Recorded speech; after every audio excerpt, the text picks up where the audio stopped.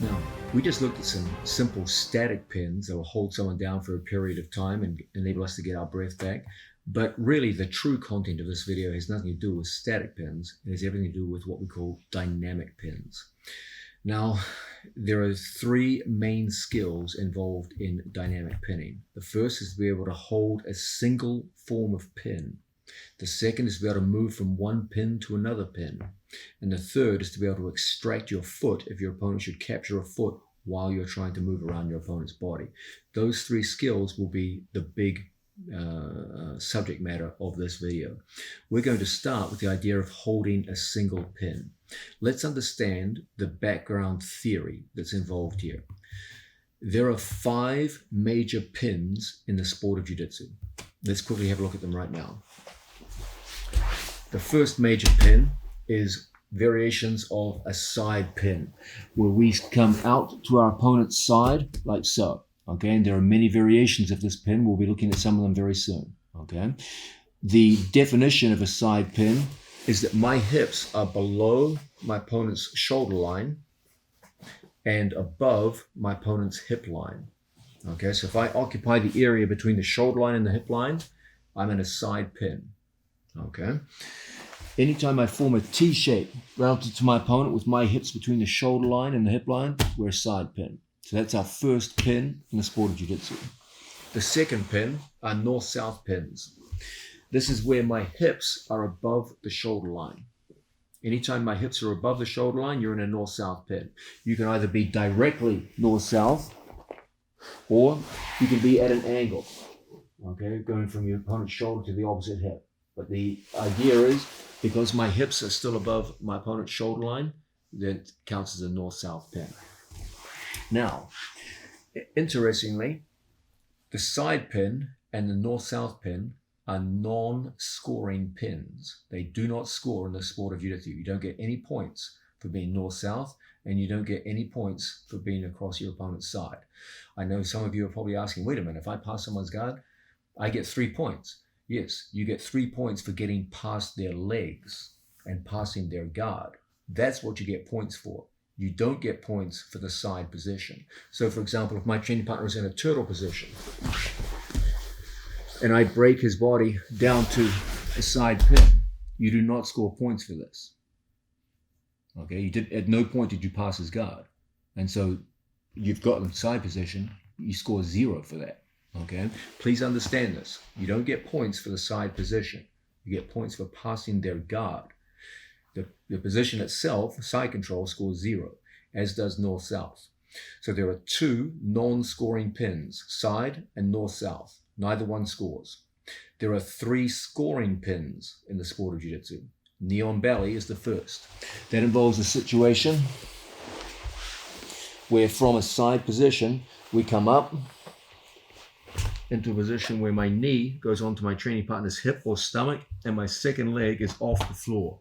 If my second knee is on the floor, this is not knee on belly, it's not a scoring position. It is only when the knee comes off the mat and we're locked up like so, that now, with my knee across my opponent's stomach, my second knee off the floor and height between my chest and his chest, we now score 2 points for the knee on belly pin, provided I can hold it for roughly 3 seconds. Okay. The third pin in the sport of jiu-jitsu, the fourth pin is also a scoring pin. This is the mounted pin.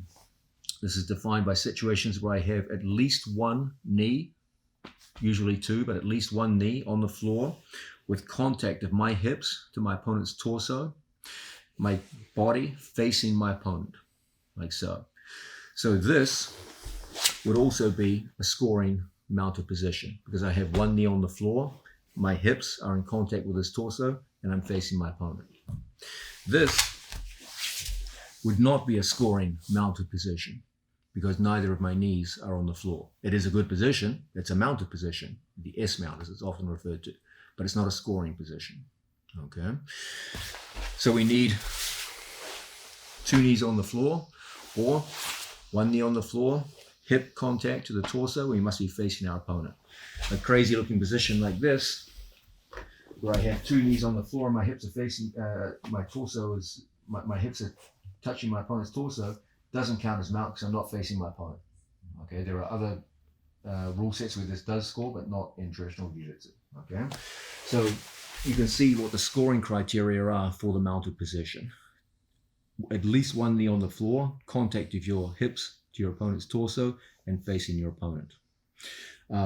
If at any time your opponent gets a hold of your leg, even at just a single foot, then the pin is broken, regardless of what pin you're in. Okay, so if I'm across my opponent's side and my opponent gets a hold of my foot, the pin is broken.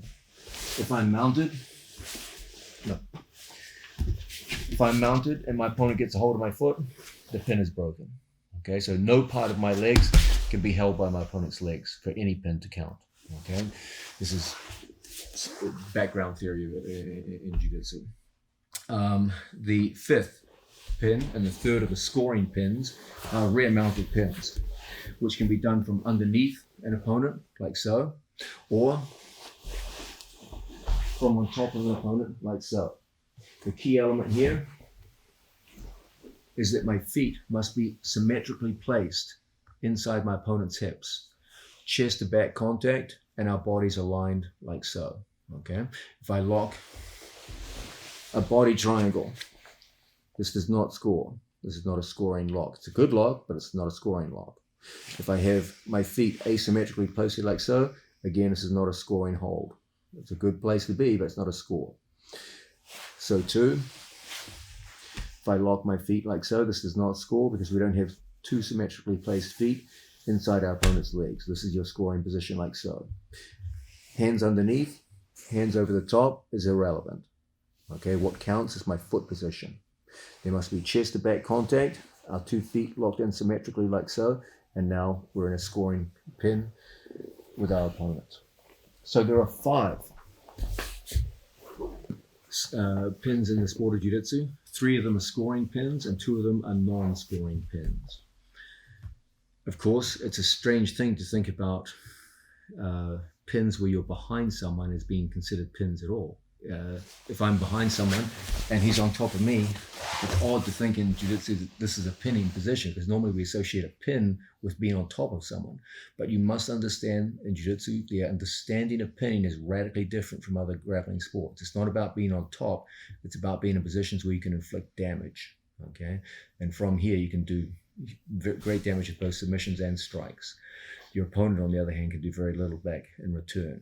So you must understand there are chest to back pins in the sport of jiu-jitsu which would not be pins in other grappling sports. This is part of your understanding of the sport itself.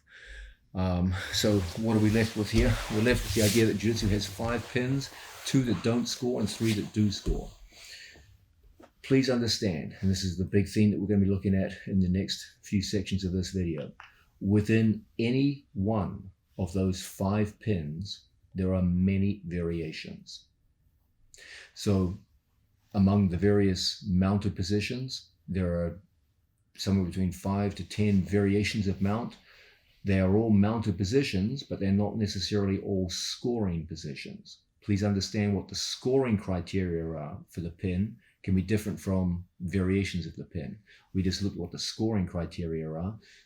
There are other variations of the pins that don't score, but are still very useful and an important part of your study. The big theme of this video is that within any given pin in jiu-jitsu, the many variations are extremely important. Each one of those variations will enable you to accommodate or get around the problems associated with other variations. As your opponent goes to escape from one kind of mounted pin, for example, you can switch to another kind of mounted pin. And as he goes to escape from that, so you move to a third form of mounted pin. By moving around from one variation to another, you can overcome your opponent's attempts at escape. Please understand there is no perfect pin in jiu-jitsu. Any pin can be broken in time by an opponent. While there is no one perfect pin, you can be perfect with your totality of pins. So if you have a team of pins, which you can use in unison so that each given pin will cover the weaknesses of other forms of pin, you can hold someone down over time. So it's your ability to move from one variation of a pin to another, which is going to enable you to hold down a tough opponent, not your ability just to mobilize someone in one particular variation of a pin. That's going to be the big thing that we look at. In order for you to start that journey, you've got to start to understand the different variations in pinning. And we're going to start that journey from the most common form of pin in jiu-jitsu, the side position, okay? Whenever we talk about variations of pins, the main variations are between our upper body and our lower body. Let's have a look at that right now in the case of side pins. Okay, just go the other way, Jacob. Whenever we go to pin someone from a cross side, let's understand there are 4 main variations of side pins for our upper body, okay? I can have both of my arms on the near side of Giancarlo's body. I can have both of my arms on the far side of Giancarlo's body. I can have one arm on the near side and one arm on the far side. And I can have one arm like this on the far side and one arm like this on the near side. Okay, so you see there are 4 main variations of my upper body positioning. It's either 2 on the near side, 2 on the far side, 1 on the near side is a cross face, and 1 on the far side is an underhook. 1 on the far side is a reverse cross face, and 1 on the near side is a hip block. Okay, so those are my 4 variations in upper body positioning. There are also variations in lower body positioning. I can be square to my opponent with my legs, like so. This is a very stable, good all-round position for me to work with. Okay, it gives great stability. I can also go hip to hip with my opponent, like so, with my knees off the floor and hip to hip. I can also take a front sit out, where I sit towards my opponent's head. I can also take a reverse sit out, where I sit towards my opponent's legs. So you can see there's 4 variations, at least 4 variations in upper body grips, and at least 4 variations in lower body positioning. That's quite a few different variations within one given pin. Please understand that any one of those pins can be defeated by a given movement. So for example, if I go into one of the more common pins in the sport, where we're here across our training partner's side, and I have the top head and arm grip. One arm is a crossface, one arm is an underhook. Can you see this big space between my hip and my opponent's lower body? That's an easy space for Giancarlo to exploit. Look how easily he brings his right knee inside and easily puts me back in guard. I gave him a huge amount of space in front of my hip to enter with his knee. Well, what if we change that? What if, as Giancarlo goes to move into that space, I changed my hip orientation from a conventional square stance into a hip-to-hip stance? Now I've turned my hips right into his. The point of my hip is pressing into his hips and making his knees point away from me. When he goes to put me back in guard now, it's considerably more difficult. He might have to begin with a big bridge in order to move me back to a square stance, and then he could bring his knee in and put me back in guard. So do you see what's happening here? Any given pin has a weakness which my opponent can exploit. I have to cover that weakness with a change in position. I may not change the pin overall, I'm still in a side pin, but I've changed to a new variation of the side pin. I went from square, where he could easily bring his knee inside. I got around that problem by switching hip to hip, but he countered that by bridging over his right shoulder, forcing me back, and then he could bring his knee in. But what if I went the extra distance? And when he went to bridge, I grabbed his elbow and I sat out. Now, when he goes to bring his right knee in, it's blocked by my butt. So I've killed that elbow escape. But that came at a price. By taking the sit-out position, Giancarlo can sit up towards me and take advantage of the fact that I have no base in a backwards direction. So when I feel Giancarlo coming up towards me, I return back into my pin, the square pin. Okay? Now he starts bringing that knee in towards me and threatening to put me back in guard. So I switch my hand grips and I sit out towards his legs. When he goes to put me back in guard, it's enormously difficult. And I have a free hand to monitor his legs. So as he fights to put me back in guard, it's quite easy for me to clear those legs out. Okay? Do you see what's happening here? I'm switching between various kinds of upper body and lower body positioning to frustrate his attempts at escape. If I understand what his main forms of escape are and what the main variations between these various pins are, I can switch in response to his escape attempts and over time hold him down in a given pin. I used 4 different variations of lower body positioning to shift around from hip to hip, from square to sit-outs, and in this way got around the various escape attempts that he made. This is the key insight that you must work with dynamic pinning. Never just try to immobilize someone and hold them down. The idea is not immobilization. Rather, you want to control people through movement. Understand that within any given pin, there are multiple variations. And if you can switch from one variation to another, you can cover the weaknesses of any given pin with the strengths of other forms of pin and use movement to frustrate your opponent's attempts at escape. Once you understand what the main forms of escape are, you can counter them rather easily. When we look at this case of side pinning, the main forms of escape will always be an elbow escape, where my opponent brings his knee and elbow together and puts me back in guard. That's probably always the number 1 form of escape. Probably the number 2 form of escape would be a knee escape, where he takes an underhook on me and comes up to his knees, gets a hold of my legs, knocks me down, and ends up in top position. And this too is a very effective form of escape. Once we learn to shift our body in response to these escapes, you can start to nullify them. If, for example, I sit out, my opponent can use a propping escape where he comes up to an elbow and from here starts pushing backwards and off balances me to the rear. If I come too far over in this direction, he can use a propping escape in the opposite direction, get a hold of my tricep. This hand here gets a hold of my tricep, and then from here it can prop up and start taking me up and over and into a nice counter. So you can see the forms of escape that my opponent will use are rather predictable.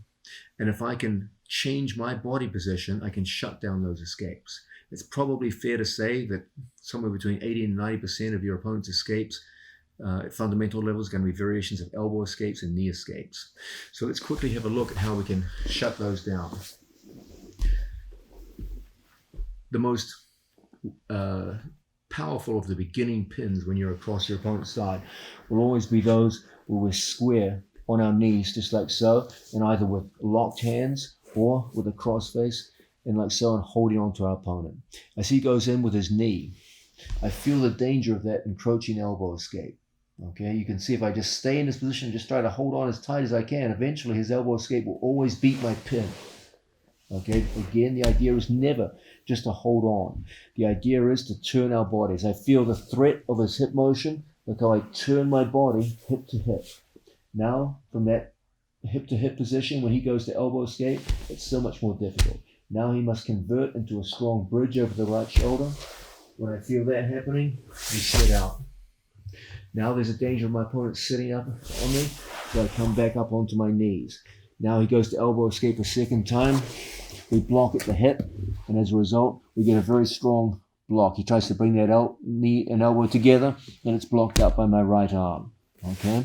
And in this simple way, we used 4 variations of the side pin to shut down the various forms of escape that we commonly see from this position. Now, we're looking at this critical theme in the skill of dynamic pinning, the idea that there is no perfect pin in jiu-jitsu, but there can be a perfect totality of pins. A team of pins can hold someone down, where one pin will always fail. Please understand that in the sport of jiu-jitsu, the only measurement of time for pinning is 3 seconds for a score. But pins do not end a match. In the sport of wrestling, I hold someone down for 3 seconds, the match is over. In the sport of judo, I hold them down for 20 seconds, the match is over. There are no timeouts or time wins for pins in jiu-jitsu. There's 3 seconds to get the score, and then the match just keeps on going. That means that when we go to work with our opponents, you have to hold them down sometimes for minutes at a time. It's not realistic to think that one pin will hold down a skilled opponent, someone your own size and your own skill level, for 5 minutes. It's just not realistic. The most you're going to hold someone down with a pin is a matter of seconds, as in wrestling or judo, not for minutes. The only way you're going to hold someone down for extended periods of time is through movement, not through immobilization. I don't care how good your pin is. I don't care how much bigger and stronger your opponent is. At some point, he's going to be able to hit some kind of combination of bridging, shrimping, kipping, and he's going to get his knees inside or get up to his knees, and he's going to put you back in guard or even reverse you. So what's going to enable you to hold someone for long periods of time is your ability to move and transition from one variation of a pin to another, so that as the weaknesses of one pin get exposed, you replace them with the strengths of a new pin. And you move from variation to variation to variation to hold them down over time. That's the key to dynamic pinning. We just looked at that in the case of side pins, where we saw there were variations in upper body grip and variations in lower body stance. Okay, let's do the same thing now for north-south pins. We're defining north-south pins as any situation where my hips are above my training partner's shoulder line. Okay, that's what differentiates north-south pins from side pins. Whenever we go here, let's understand the variations in upper body gripping. The first variation is where my opponent's forearms are between his chest and my chest.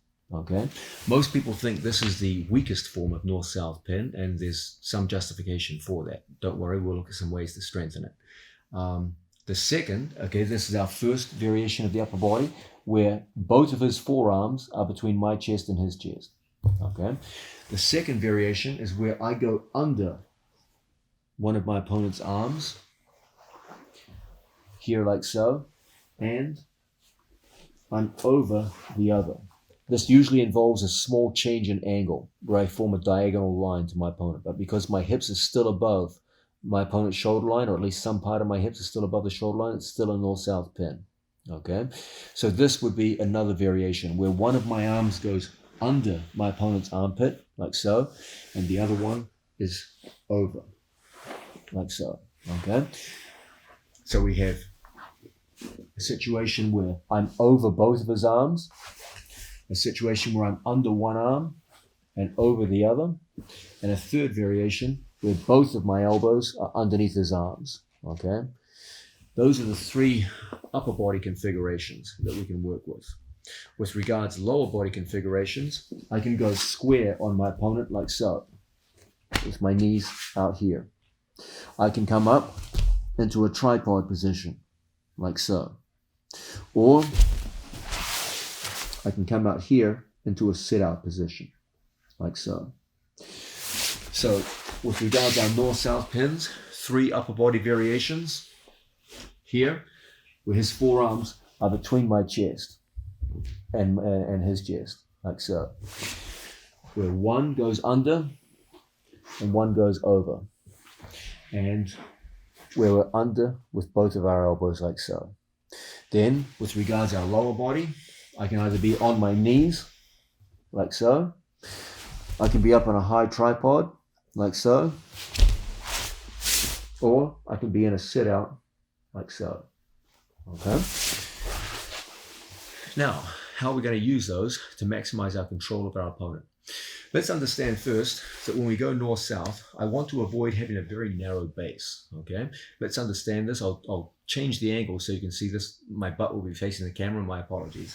So, if I'm here with my opponent and I have my 2 knees very close together, if he goes to bridge in any given direction, he will easily roll me through. Okay, because my base of support was far too narrow. In addition, my feet were poorly placed with my shoelaces on the mat, like so.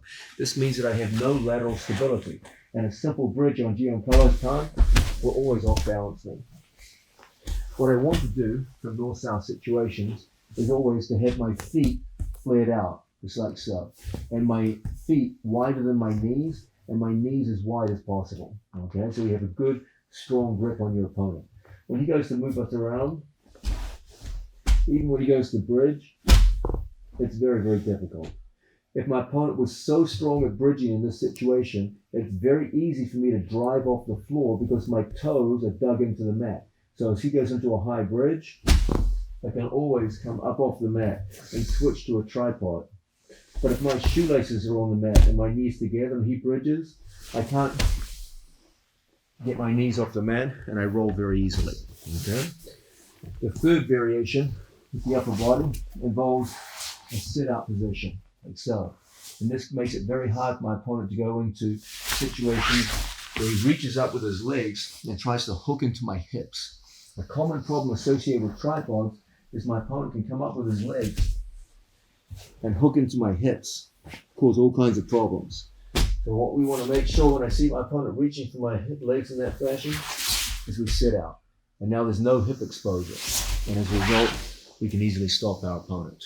Okay? Now, I want to talk to you a little bit about the special role of the belt in north-south pins in situations where my opponent has two forearms in front of us. Anytime Giancarlo has two forearms in front, it's hard for me to get direct chest-to-chest pressure.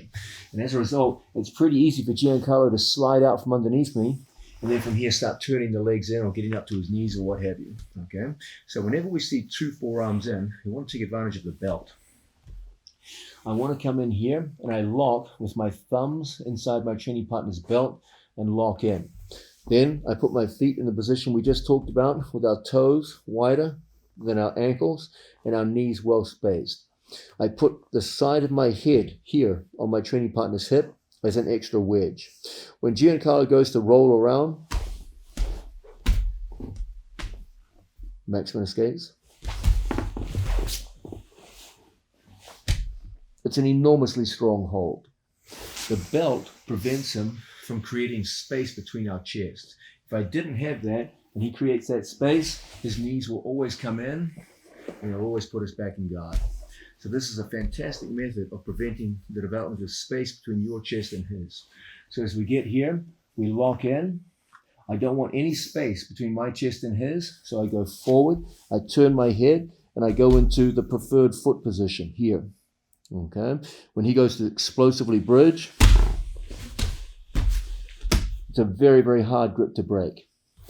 If you're working without a gi and there is no belt to work with, then I don't really recommend you go to this position at all. It's much better for you to start getting one arm under and one arm over and working for control in these types of position here.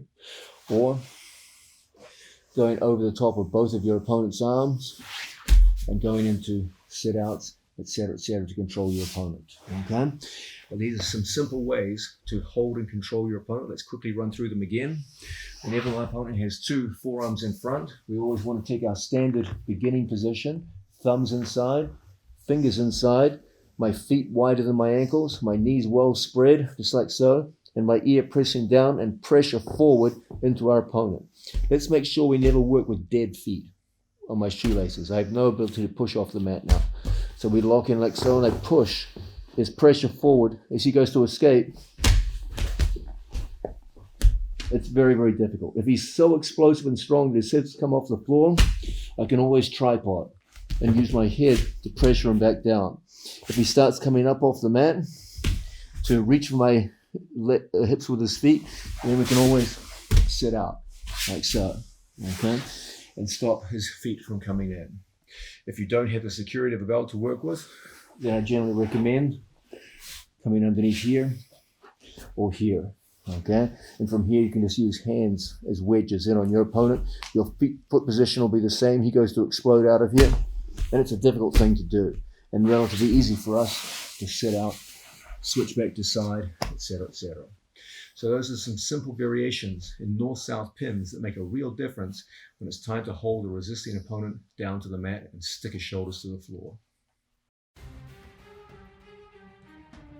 Now, let's start to look at the mounted position and how our theory that our lower body can be configured in certain variations and our upper body can be configured in certain variations.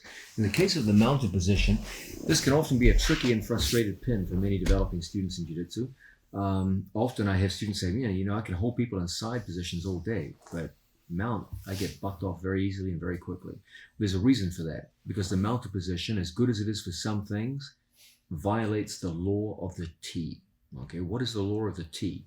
The law of the T states that whenever we're across an opponent in a T shape, you maximize your ability to stop your opponent from bridging you over. Okay, so if I have a pin on my training partner like so, and he goes to bridge to the right hand side, because my center of gravity is out to his left hand side, it's very, very hard for him to pin to the right. Okay, when he goes to bridge into me on this side, I have control of his jaw through the crossface, and so it makes it very hard for him to bridge left. So bridging left is stopped by a crossface, and bridging right is stopped by the fact that my center of gravity is over on his left-hand side. Okay, so that T-shape is the strongest way to resist the power of bridging. You can often see this with a simple experiment. If we have Giancarlo on his knees in front of me, body upright. Okay, if I go into any form of upper body throw from this position and I land in a T shape relative to my opponent, look how easy it is for Giancarlo to lock his hand and roll me through. Okay, it was almost no effort for him because our bodies lined up as I perform the throw. And as our bodies line up, it's very, very easy for my opponent to bridge and roll and take me over. But if in the course of that throw, I change my orientation to my opponent to perpendicular, everything changes. So once again, if I have a situation where I throw my training partner and our bodies are aligned, it's very easy for him to roll me through. But that all changes if when I go to throw my opponent, I deliberately ensure that we end up here across our training partner's side, perpendicular to the man. Now when he goes to roll me through, it's a different kettle of fish. Okay, and you can hold and control the guy. But the minute my hips go over his hips, now it's so easy for him to roll me through. So the closer my hips to my opponent, the more I'm violating the principle of the T. And as a result, much easier for my opponent to roll over with a simple bridge. Unfortunately, the mounted position does violate the principle of the T. Okay, your hips are lined up with your opponent's hips. Okay, it's an easy principle to understand. The closer my hips to my training partner, the more my opponent can roll me through. The further the distance of my hips to my opponent, the harder it is. Okay, and from a situation like this, my hips are a long way from his, very hard. But the moment my hips start touching his, that's when it's an easy thing for him to send me over. So, your biggest challenge when you work from the mounted position will always be stability. Okay, that's never going to change. Your first thing is to prevent your opponent from bridging easily left and right and taking you over. But that comes at a terrible price. As you widen your knees and ankles to take care of the stability problem, then you run into the second problem, that your opponent can easily elbow escape on you. Okay, so if I'm on top of my opponent in mounted position, the narrower my base, the easier it is for them to bridge and roll me. But the more I widen my base, the easier it becomes for him to elbow escape and put me back in guard. So there's a sense here in which you're damned if you do and you're damned if you don't. As you tighten up around your opponent, you become very difficult to elbow escape on, but very easy to roll. The more you widen your base, the harder you become to roll, but very easy to elbow escape. So the question is, okay, what the hell do I do?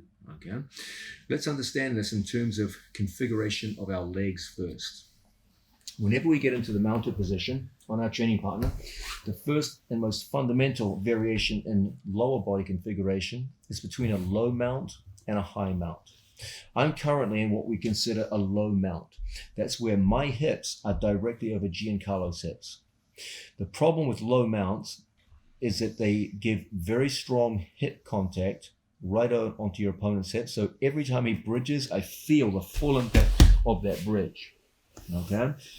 I'm maximizing the contact of my hips to his. And as a result, every bridge feels like it's going to throw me off. Now let's contrast that with a high mount, where I bring my knees all the way up to his armpits. Now when Giancarlo goes to bridge, I barely feel it.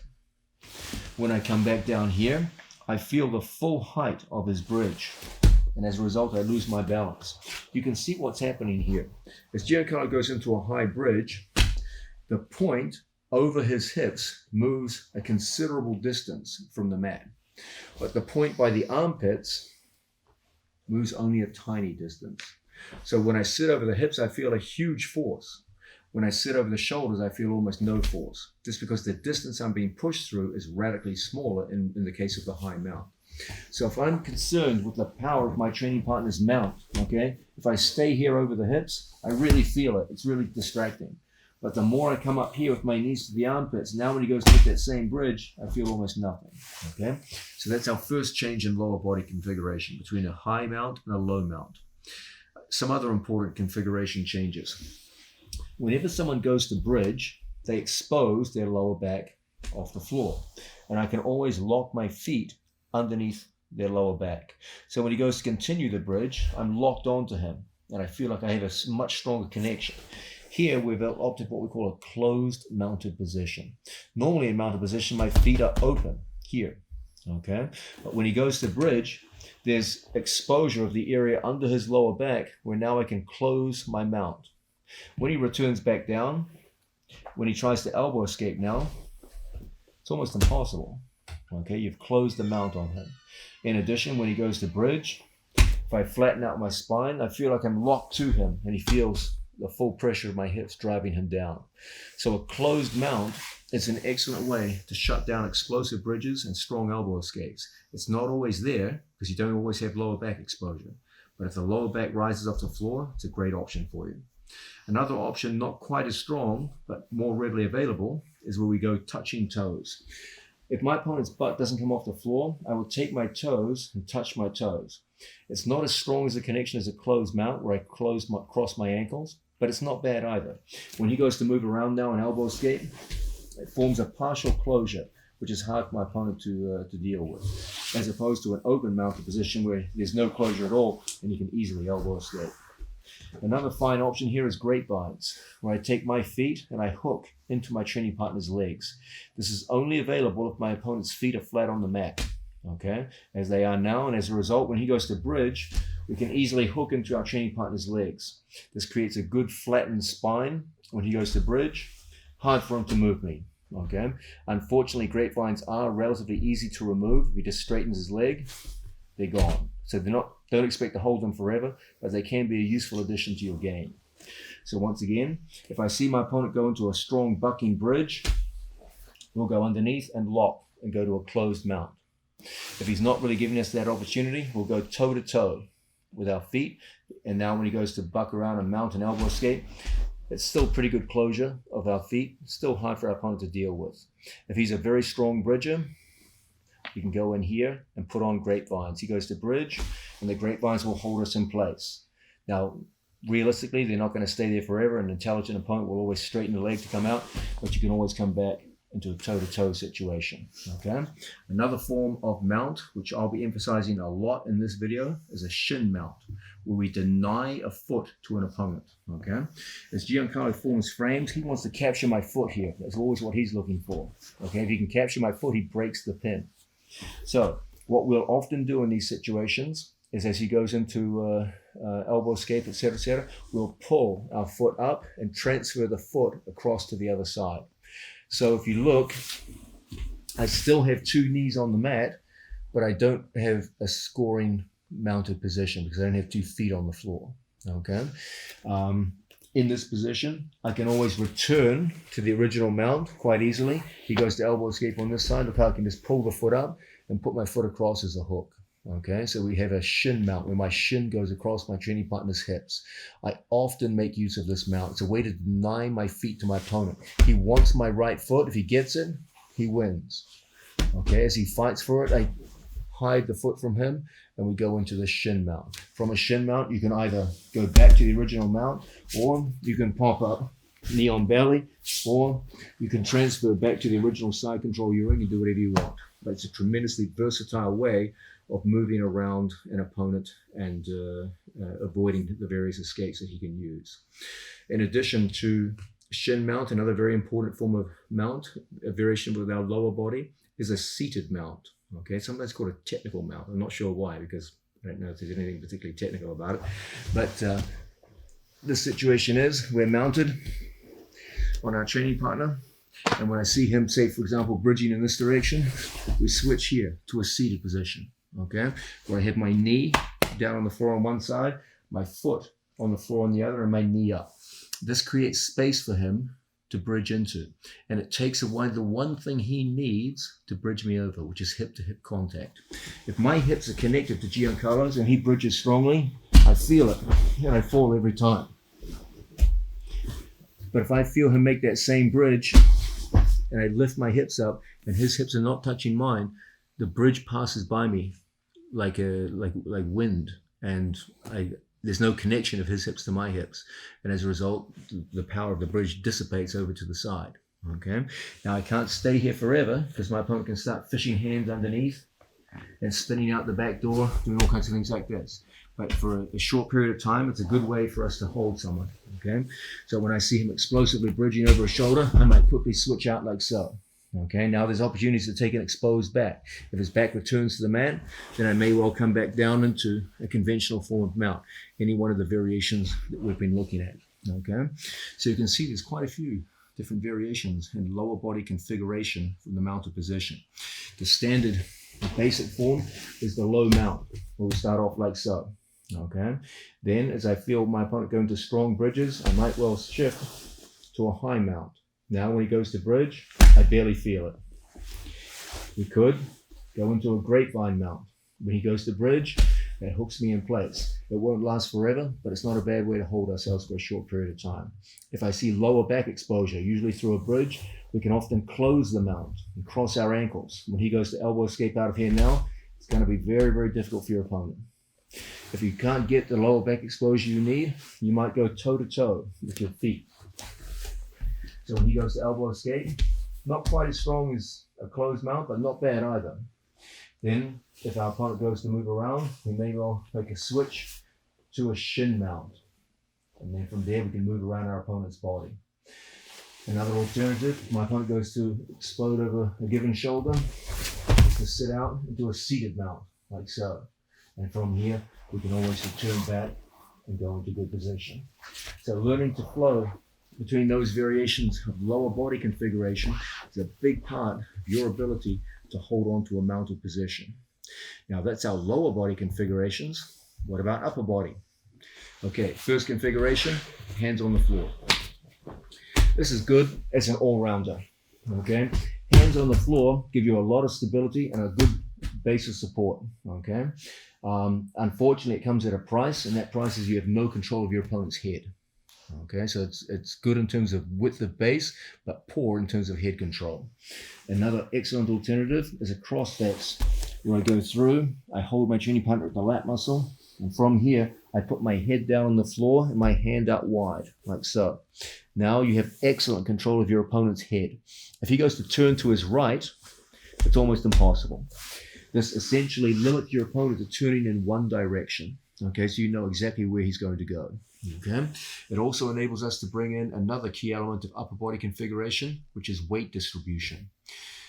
The great problem associated with the mounted position is my opponent can bridge left or right because I'm lined up with him.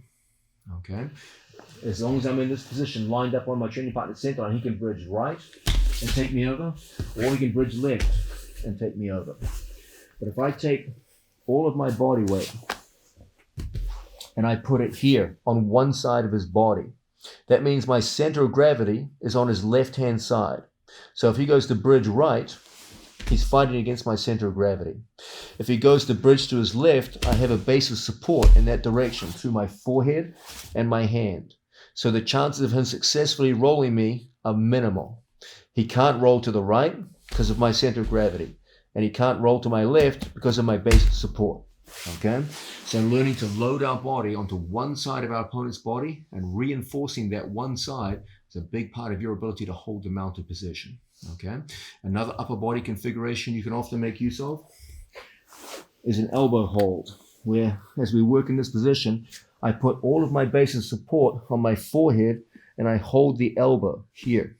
Okay, when my opponent goes to bridge me over, he can't get his elbow to the mat.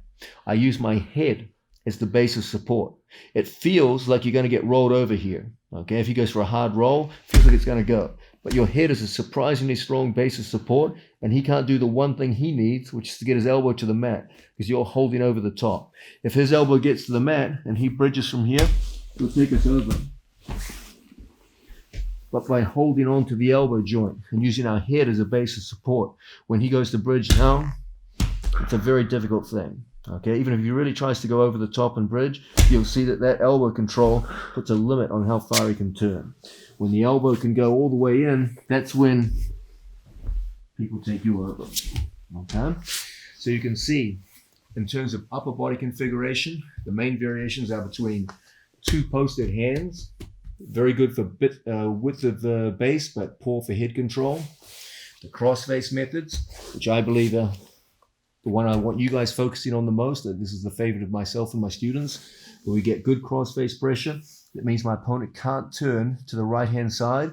He can only bridge out to the left, and I reinforce that with the base of my head and my hands. Okay?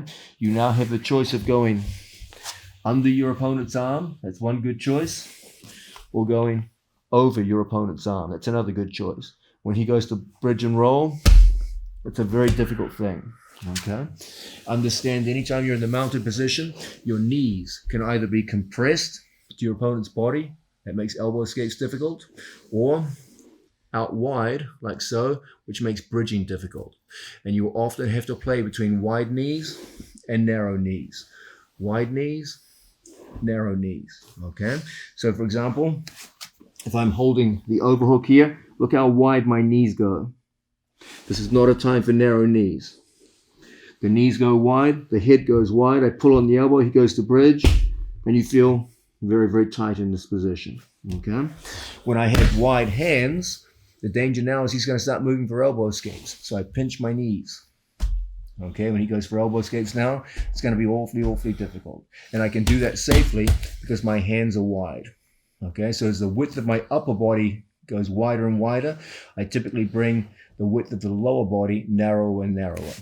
As on the other hand, the width of my upper body narrows, so I tend to widen the base of my lower body and play upper body and lower body off against each other. So those are small variations in the mounted position that make it very difficult for an opponent to go into his normal forms of escape. Now, we're looking at one of the backbone theories of dynamic pinning. The idea that in a sport we have to pin people for up to minutes at a time. No one pin will ever be perfect. And that rather you have to use transitions between pin variations to hold a given pin in place. In the sport of wrestling, you just got to pin them for 3 seconds. In some variations of wrestling, only 1 second. In the sport of judo, you have to pin them for 20 seconds. In jiu-jitsu, no pin finishes a match. So you've got to hold them conceivably for a whole match if it should turn out that way. The only way, realistically, you're going to do this is through movement, not any one pin.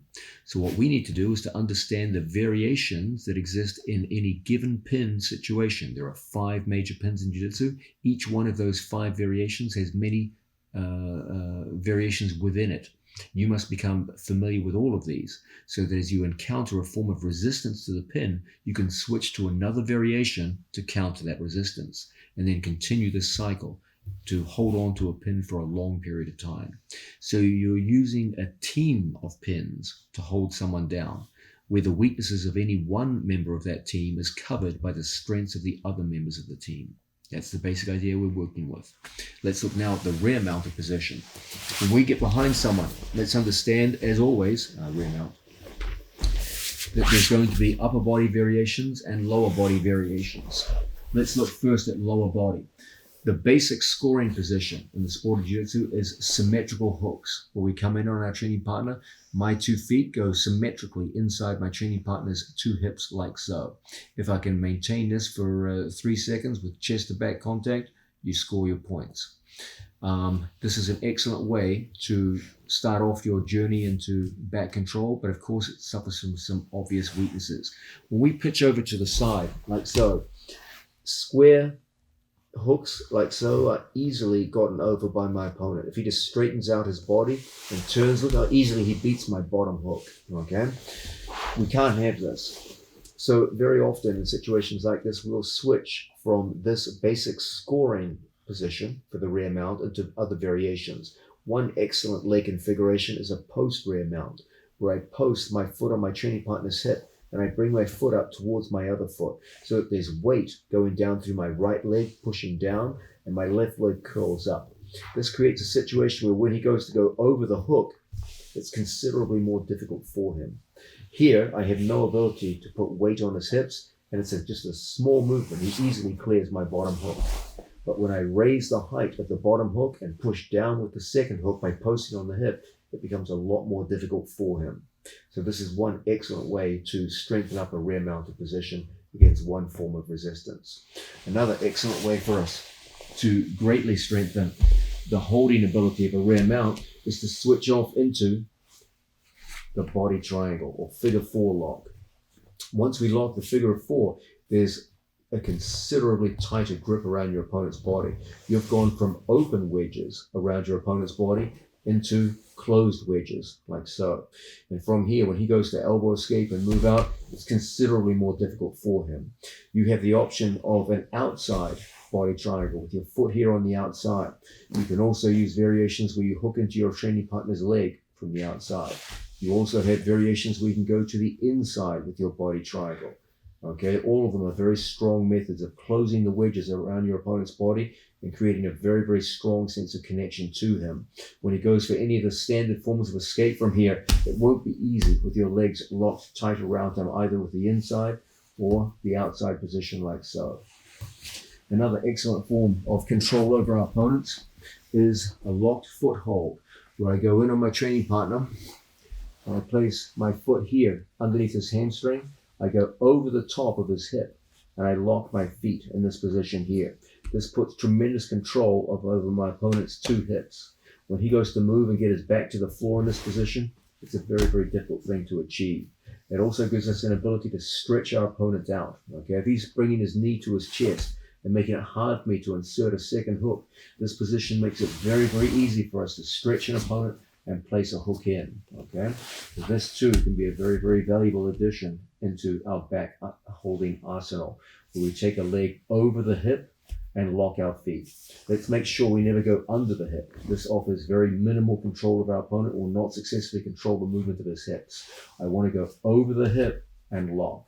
Once my feet lock in this position, if he goes left and right with his hips, it's a very difficult thing for him to move away from us. And very easy for us to stretch him out and switch off into any one of the other variations of back control that we looked at. So those are some very useful configurations of the lower body. Now let's talk about upper body configurations. Probably the single most versatile and most popular method of upper body control when we work from rear mount are those which involve the use of a so-called seatbelt grip, or back, head, and arm, as I often refer to it. Here we have our chest locked to our training partner's back. I go under one of my opponent's arms, over the other arm, and we have a choice between locking with a 5-finger grip or a palm-to-palm grip, like so. Okay. In this grip, we want our hand to go beyond the center line, across our training partner's body, and lock up and cinch our body ear to ear with our training partner, like so. From a situation like this, it's very, very hard for our opponent to lose the vital chest to back contact. It's always something he's interested in as a defensive player, very difficult to achieve. A second excellent option is for me to go underneath both of my opponent's arms and lock on either to the lapels or to a body lock, like so. This more or less guarantees a strong connection of chest to back. It comes at a price. You no longer have any ability to strangle your opponent, but that's fine. If you're interested just in holding them for a short period of time, this can be an enormously strong and robust upper body grip to work with. Notice that we can always switch from one side to the other at will. Okay, those are some enormously strong upper body grips. As a general rule, we don't typically favor 2 arms over the top. It makes it very easy for my opponent to turn into me and get into his various escapes. As a general rule, we want to be under one arm and over the other, or under both of our arms. Okay.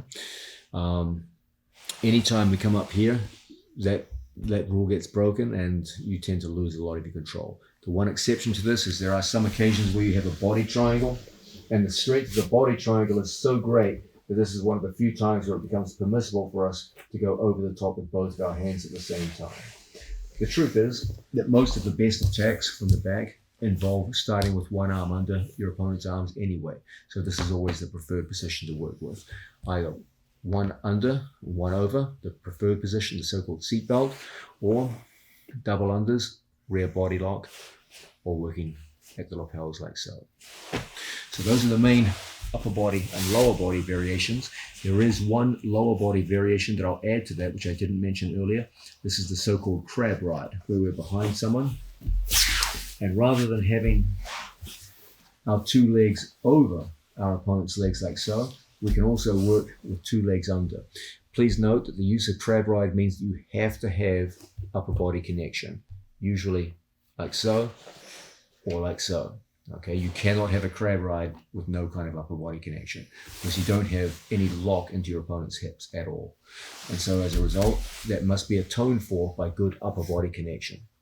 Once we get into a position like this, you have the choice between a basic crab ride with 2 feet underneath your opponent, which will enable you to lift and move your opponent at will, and a half crab ride where one goes over and one goes under, and then you can twist and turn your opponent's body and move them in any given direction you want. And of course, you can vary that from one side to the other. So those are excellent upper body and lower body configurations for you to work with when you go to control your opponent from the rear mounted position.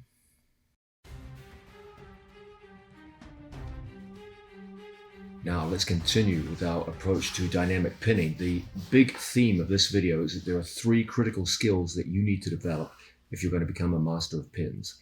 The first skill is the idea of being able to hold a single pin for extended periods of time. You've got to be able to control someone. You've got to be able to hold them down and stop them from moving around too much. That involves you going from one variation of a pin to another in response to their defensive movements. The second big skill is the skill of transitioning from one pin to another. Okay, and that's the skill we're going to be looking at in this section. And the third skill that we'll be looking at later is the skill of extracting a leg. So those are the 3 big skills. You've got to be able to hold a pin, you've got to be able to move from one pin to another, and you've got to be able to extract a leg. If you can do those 3 things, you're going to be a very successful pinner in the sport of jiu-jitsu. Now, we're going to look at the idea of transitions from one pin to another. And let's understand this is a very, very important topic in the sport of jiu-jitsu. It gets very little attention. It's probably the least sexy topic in the sport of Brazilian Jiu-Jitsu, okay? No one really gets excited about drilling transitions from side to mount. And yet, it should be something that gets a lot of attention for us because it's the biggest point scoring opportunity in the entire sport, okay? You show me the most beautiful takedown, beautiful high amplitude takedown, it scores 2 points. You show me a beautiful guard pass, whipping past your opponent's legs, scores 3 points. You show me a beautiful sweep from bottom position, a towering sweep that sends your opponent flying, puts him flat on his back and gives you top position, it's 2 points. You show me a boring transition from side to mount, it's 4 points. Okay, you have to understand, this is the biggest point scoring opportunity in the sport, and it's one of the easiest skills for us to learn. So this is one you really want to pay attention to. Probably the single most common transition in the sport that scores is the transition from side into the mounted position. That's the one we're going to start off with in our pin transitions journey. First, let's understand the problem that we're working against. Whenever I'm across someone's side and I want to get mounted on them, the fundamental problem that I'm working against is the joining of my opponent's knee and elbow. Okay, and this can occur on either side of his body and cause problems for us. What we're looking to do is to transition from our opponent's side to the mounted position, and what he's looking to do is create barriers in our path. So everything that we're looking to do is to separate his knee and elbow as much as possible. If you just get this simple insight, that's going to help you a lot for all the moves that we look at in the course of this video. His game is going to be joining knee and elbow, and our game is going to be separation. The more we can separate knee and elbow, the more space we have to go through and get to the mounted position, okay? Now, there are 2 main methods of getting mounted, okay? The first main method I often refer to as knee drives. The idea is in a knee drive that I take my knee and I drive it across my training partner's belt line And from here, I emerge on the other side and we end up in the mounted position. Okay, so that's one standard method of getting mounted. The other family of methods involve stepping over my opponent's body. Okay, so a basic method of doing so might involve sitting out, just like so, bringing my hips up and stepping over my training partner's body and achieving the mounted position. So that's the basic dichotomy in how we go to work. There's knee drives, where I take my knee and drive it across my training partner's belt line like a sliding motion, and then emerge on the other side in the mounted position. And there are step over methods, where I step over my training partner's legs, foot first, knee second, and emerge on the other side in the mounted position. Okay. Please understand that in both methods, there's one commonality. That's the idea that you start perpendicular to your opponent and then finish parallel. So as you start perpendicular, as you go into the mounted position, you end up lining up the two pins. One is a perpendicular pin, the side, and the other is a parallel pin, the mount. So that's the general way in which we go to operate. I'm going to show you what I believe is the single best method of knee sliding into the mounted position. I'll also show you very good methods of stepping over into the mount, but I'm going to start with the knee slide. This is the one which we use most of the time, and I believe is the most high percentage method of working. Okay. I also want to show you what is the most common forms of resistance to this move. It's very, very important. We've got to shut down the resistance of a skilled opponent on bottom. First, let's understand how things can go wrong in a knee slide, and then how we're going to rectify that so it doesn't go wrong for you when it's time to score in competition.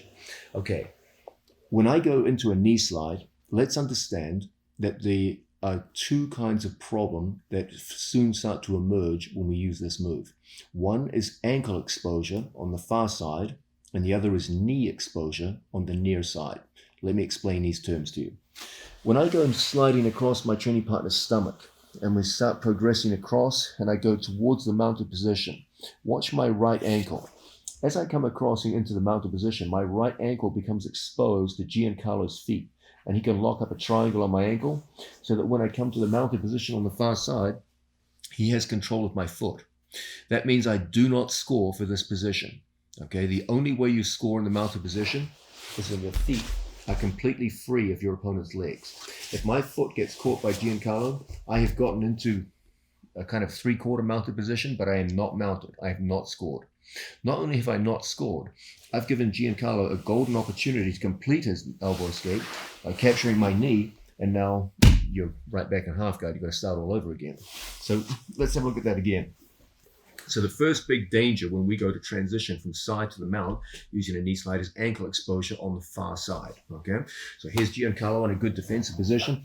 We've managed to get across his side, and from here we go driving across like so. Look how my ankle becomes exposed. He catches it.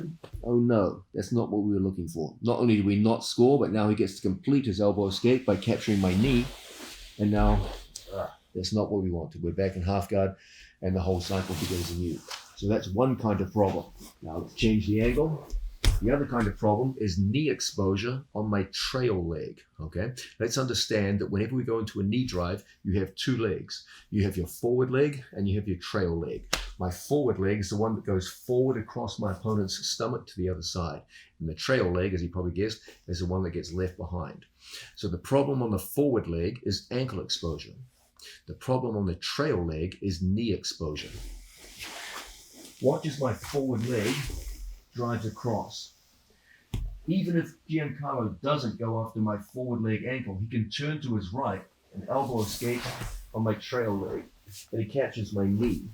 Okay, and so you've got this terrible problem that the forward leg has ankle exposure, which can screw things up, and your trail leg has knee exposure, and that can screw things up. Okay, so those are the ways in which things can go wrong here. Okay, so once again, I come driving across. There's my forward leg in the knee drive.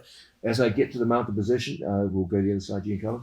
Here, you see the problem is ankle exposure on the forward leg. He captures my ankle, then he captures my knee, and we're busted. Okay, we failed in our attempt to get mounted. Second problem, Giancarlo lets my forward leg go and waits for my trail leg, and he elbow escapes on the trail leg, and now I'm caught up in its half guard and we're defeated again. Okay? So those are the ways in which my opponent can utilize elbow escapes. He can capture my ankle on the forward leg, or he can capture my knee on the trail leg. Another way in which my opponent can defeat me as I try to use knee drive methods is to time my entry into the mount and bridge. Okay? So we're here with Giancarlo. My momentum in a knee drive is forwards. As I drive, he can trap my arm, and as I mount, just a simple bridge, and over we go. He's taking advantage of the fact that my forward drive creates a momentum in the direction of his bridge. Okay, and if he cunningly waits for my knee to hit the floor, he can time that entry into the mount and bridge me right over.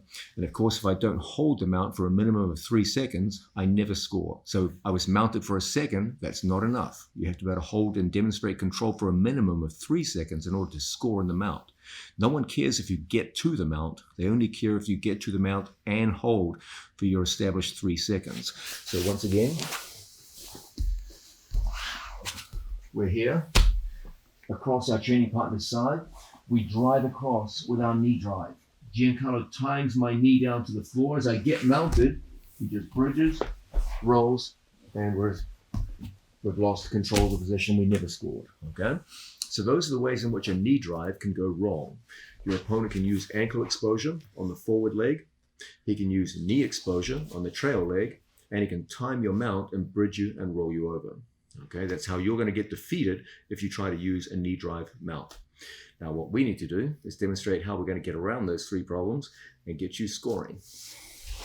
Okay, first, let's go back to what we said earlier about the fundamental problem here of knee and elbow. Anytime Giancarlo can bring knee and elbow together, he can easily elbow escape as we knee drive forward into the mount. Okay, so that's something we've got to really pay attention to. We've got to have effective ways of stopping knees and elbows coming together. Okay, so what I'm going to suggest to you is when we start off in the side position, first we're going to get a truly dominant cross face here. The way we do this is we curl up and we get our hand so that it comes here to the lat muscle. Okay, when I get the cross face, I always grab here at the lat muscle. I don't grab the shoulder, I don't grab his head, I grab here. Okay, so that when I start driving across my training partner, I'll just have Giancarlo put his hand here for now so I can talk to you without interruption. But if it's here, don't worry, the same move will work. The first thing I want to do is I want to make my body go down towards my training partner's hips. So I'm going to start walking down towards my training partner's hips and make his knees point away. Now from here, we're going to bring our head down to the floor. This creates a very, very strong cross-face pressure because my shoulder is directly over my own hand, okay? If my left shoulder is not over my left hand, Giancarlo feels no cross-face pressure. But when I bring my left shoulder over my left hand, he feels enormous cross-face pressure, okay? Now, we're just going to change the angle here so you can see something. Giancarlo is going to have his right elbow tight to his body, okay? It's in a good position so he can easily elbow escape. But if I go down to his hips, bring my head to the floor, and then I turn my hips inwards, make a strong elbow, Giancarlo. I turn my hips inwards towards his elbow. I can walk backwards and walking. I take his elbow to the outside position. Okay? You can see now his elbow is outside my hip. If he tries to bring it back in, it's quite difficult. Okay? From this position, I bring my forehead to the floor, and I'm going to take my hand here to his gi pants, or even just the knee. And I'm just going to push down towards the floor. When he tries to turn towards me, it's very, very difficult. I take my knee, and I knee drive across, and I touch my knee on the mat. You will notice that my shoelaces hook into his leg. My foot is not relaxed. It's an active hook. When he tries to move his legs, they're pinned in place by that active hook. Now from here, I take my hand and I walk it underneath Giancarlo's elbow. And I stretch his elbow out towards the shoulder line, like so. At this point, it's very easy for me to put my head forward on the floor, and we perform what we call a slap out, where I take my right shoelaces and I slap out on the floor. If I just put my foot here, this ankle exposure, and he can catch my foot. So I go from the hook here and then a slap out. So there's minimal ankle exposure. Then I bring my knee to his armpit.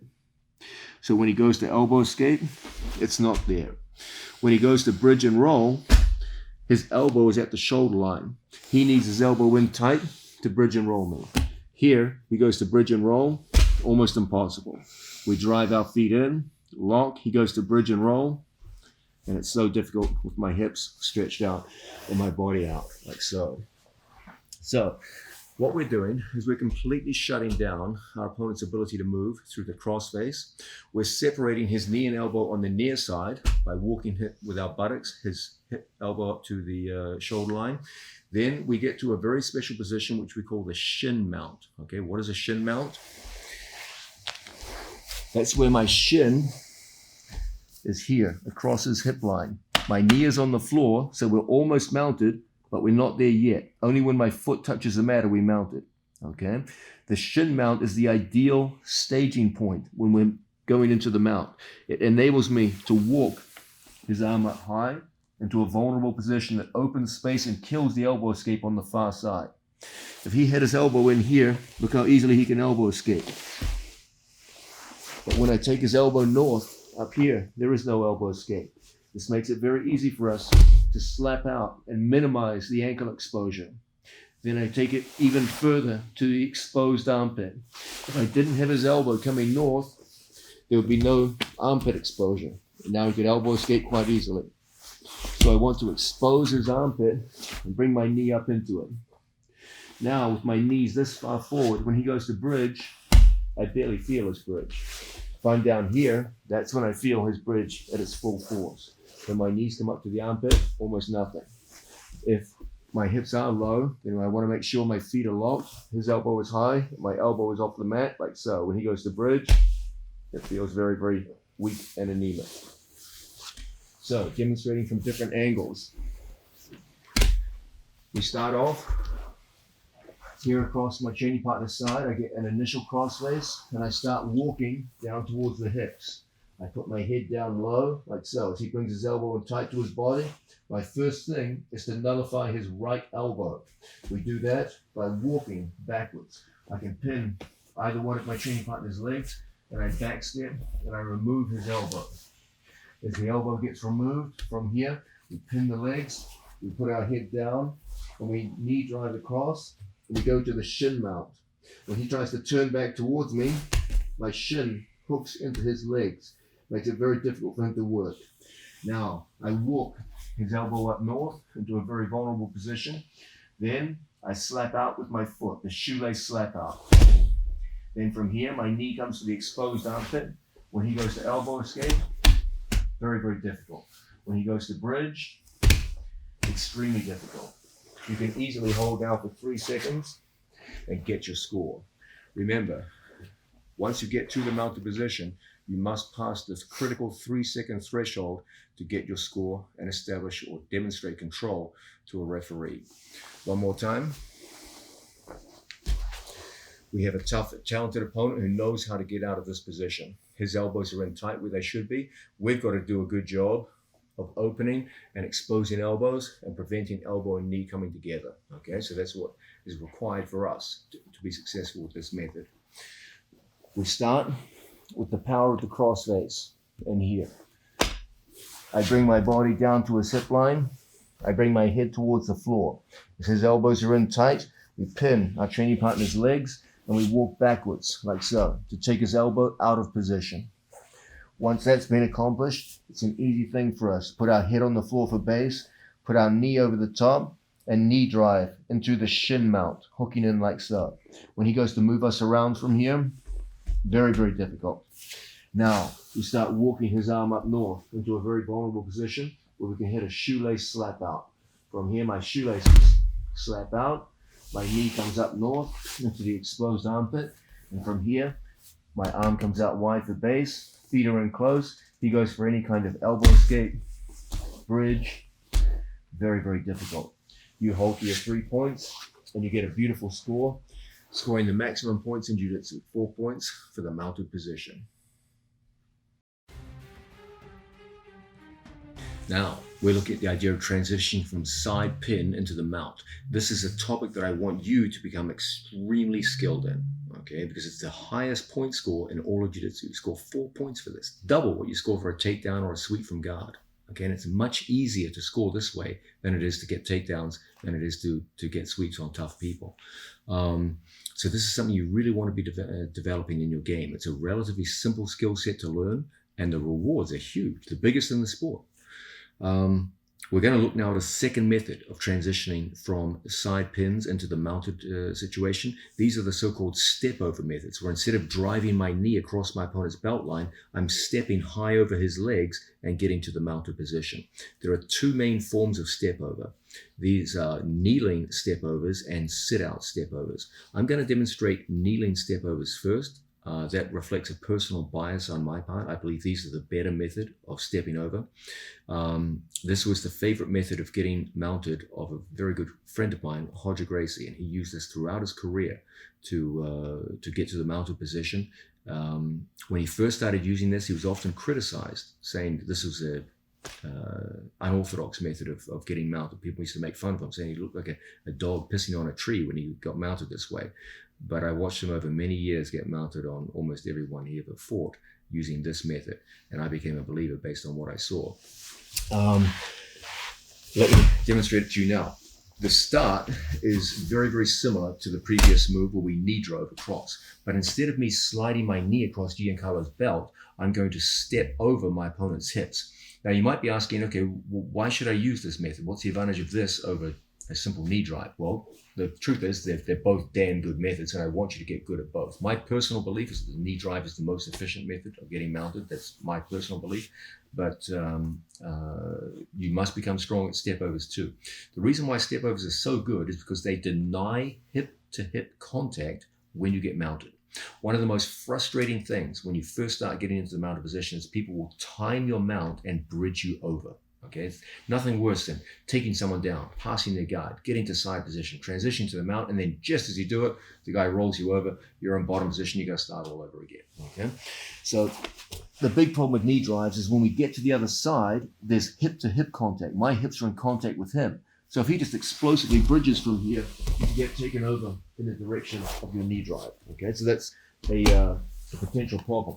I demonstrated in the previous move how to stop that from being an issue. The reason, the method we stopped that from happening is because we stopped at a position called the shin mount. Instead of me driving all the way across, we stopped here at shin mount and we hooked into our opponent. And then from this position, we started walking their elbow up north so that when it was time for them to bridge out, their elbow was in such a bad position, they literally couldn't do it. Plus, they had an exposed armpit now. We can bring our knees up into a high mount. And when he goes to bridge from high mount, I barely feel it because my hips are not on his hips. But anytime I'm here on his hips and his elbow is in, you can definitely get rolled over. And so for these reasons, some people prefer stepping over. Because when we employ a step over, there's no contact of my hip with his hip. So when he bridges, I literally don't even feel it. If my hips were on top of his and he bridges, sure, I feel it now. But in order for his bridge to be effective, there has to be contact. And when we use a step over, at least for a period of time, there is no initial contact. And then from here, we can sink down and into the mounted position we go. Okay? So that's the theory behind why we would use step over methods. Let's look now at a practical way of using a step over that really works well in competition. Okay. We're here in the side position. We're going to get the exact same crossface that we looked at previously. In close, we're going to walk down to our training partner's hip line, just like we did before, okay? Now, because we're using a step over, there's much less need for me now to worry about my opponent's near side elbow. When we go to knee drive, we really needed to walk that elbow up into a position of vulnerability. Not nearly so much need now for a step over. So this is another motivation why you might prefer a step over. Giancarlo's right elbow is in very, very tight. And for whatever reason, I can't get his elbow up. This is a good time for step overs. I'm going to put my head down on the floor. And then from this position, even when his legs are up high and defensive, all we're going to do is come up with our knee here off the mat. And then from this position, I'm going to go high legging over my training partner and bring my knee all the way over so I can step past his knee. I don't want to put my foot below his knee. Then he can elbow escape. So my whole thing is to step over in a way where I go above his knee. That's my target. As we land in this position, when he goes to bridge, there's no contact with my hip and his. So it's ineffective. When he goes to elbow escape, my foot is above his knee, so he can't do it. And so it's very easy for us to hook his legs back and go directly into a very strong form of mounted position. When he goes to move from here, very, very difficult, and you'll hold for your 3 seconds to get a good score. The main points I want you focusing on are the idea of your foot landing above the knee. If you land below the knee, that's an easy elbow escape. So we have to hook here.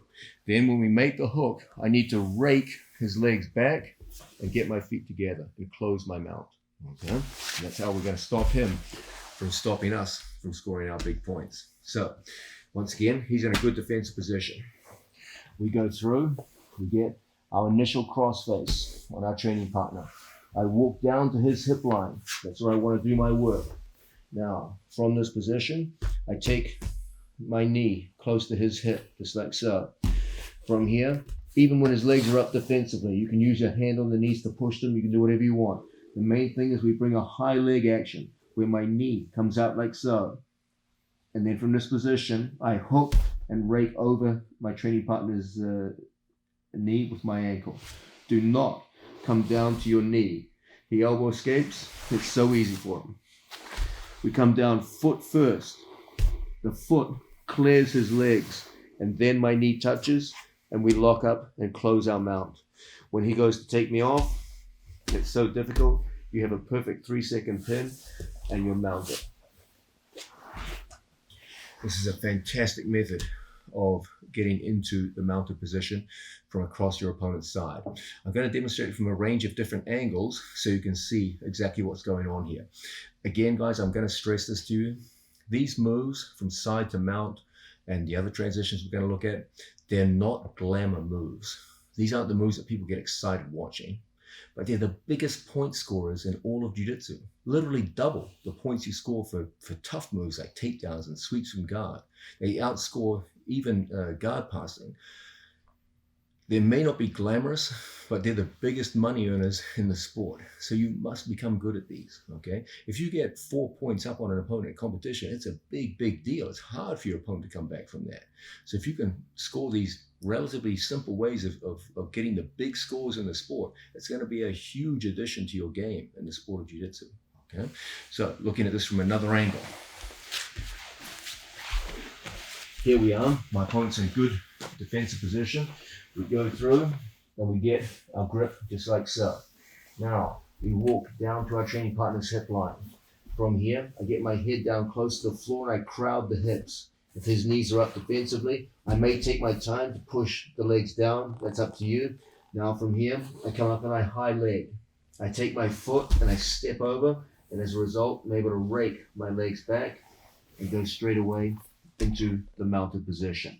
With my feet closed, my hand out wide for base. When he goes to bridge and roll me over, it's so difficult. When he goes to elbow escape, it won't be a simple thing. You'll definitely be able to hold him down for your 3 seconds and get to your score. Now, here's a question for you. I'm demonstrating this move with my knee off the mat, okay? So I'll demonstrate that again. When I'm demonstrating this move to you, I started here, and my knee, my right knee, is coming off the mat, okay? Why is that happening? That's happening because I got short legs. Simple as that. If you're blessed with height and length and you're a long-legged fellow, you may well be able to do this move with your knee on the floor. People often used to criticize Roger for this move and say, oh, the only reason it worked for him is because he's very tall and it won't work for anyone else. And actually, they're wrong about that. Another very fine guard passer who often made use of this method of getting mounted was BJ Penn. He had legs even shorter than mine, and he would modify it using the same modification that I use. He would just take his knee off the floor. So if you're like me with short limbs, I generally recommend take your knee off the mat. If you're blessed to be a tall, long-legged fellow, you can keep your knee on the mat and get to the mounted position. I'll demonstrate both now. Okay, from our starting position, I could just keep my knee on the floor if I were taller, and just take my knee up, step over, and then hook in and lock. Okay? So here you see my right knee remains on the mat, and as a result, I can just bring my leg up, step over, rake his legs back, and there's our mount. However, because I'm a person with rather short limbs for my height, sometimes when their knees are up tall, I can't get over their legs. So what I do is I take my knee off the floor, and then from here, I do my step over. And as a result, we can come back down like so. So that's an individual consideration on your part. If you're shorter limbed like me, you may well take the knee off the floor. If you're long limbed like Hodger, you may well keep your knee on the mat. That's up to you. Let's demonstrate this one more time and show how it works in a competitive setting. We'll have our heads facing towards the camera so that you can see from this angle. Okay, starting first, we go in, we get a good grip on our training partner, and we come in and we crowd our training partner's hip line. He brings his legs up defensively. I'm based out on my hand, my head, and my cross face. So I'm very stable here. Now, from this position, look how I just take my foot, I step over my training partner's knee. As he tries to bridge out of this position, there's no contact, no hip-to-hip contact, so there's no bridge. Then I rake the legs back, so when he goes to elbow escape, very, very difficult. Then from here, we lock up our closed mounted position. I put my arm out wide. When he goes buck wild for 3 seconds, trying to get out of here, very, very difficult. You get your 3 seconds, and you get the biggest score in jiu-jitsu, 4 points. I'm absolutely certain you'll be able to use this version of the step over, the kneeling step over, to rack up big points on your training partners in the gym and on the competitive mats. Now, we're looking at transitions from side position into the mount. There are 2 main categories of methods where we go from side to mount. These are knee drive methods and step over methods. Among the step over methods is a division between 2 kinds. There are the kneeling step overs that we just looked at, and there are the sit out step overs, which we're about to look at. Sit out step overs are actually the classical way of doing it. The method that I just showed you, the kneeling step over, might actually be described as wrong by some classical adherents of the sport. I know when I was a beginner, we were taught to kneel, and step over was the wrong way of doing things. Experience showed that great athletes had great success with this in competition, and so people began to change their minds over time. But the original method of stepping over was in fact a sit-out step over. And I still believe, even though I believe the kneeling step over is a better method, that's a personal bias on my part, I do believe there's still an important role to be played by the classical sit-out step overs. They still can be a valuable part of your game. So let's have a look at them now. Okay, when you had your first class ever in jiu-jitsu, you probably got taught this as a way of getting mounted on your opponent. You place your arm over the top. So instead of going with a crossface, we go with a reverse crossface, like so. Then we sit out towards our training partner's legs, so that my hips are down on the floor. Then from this position, I step my foot over the top. Then I put my knee down, and we're in the mounted position. Okay, so this was kind of like Jiu-Jitsu 101, how to get mounted when you did your first introduction class in your Jiu-Jitsu school. I still believe this is a valuable way of getting mounted under certain circumstances. It does have one very obvious problem associated with it.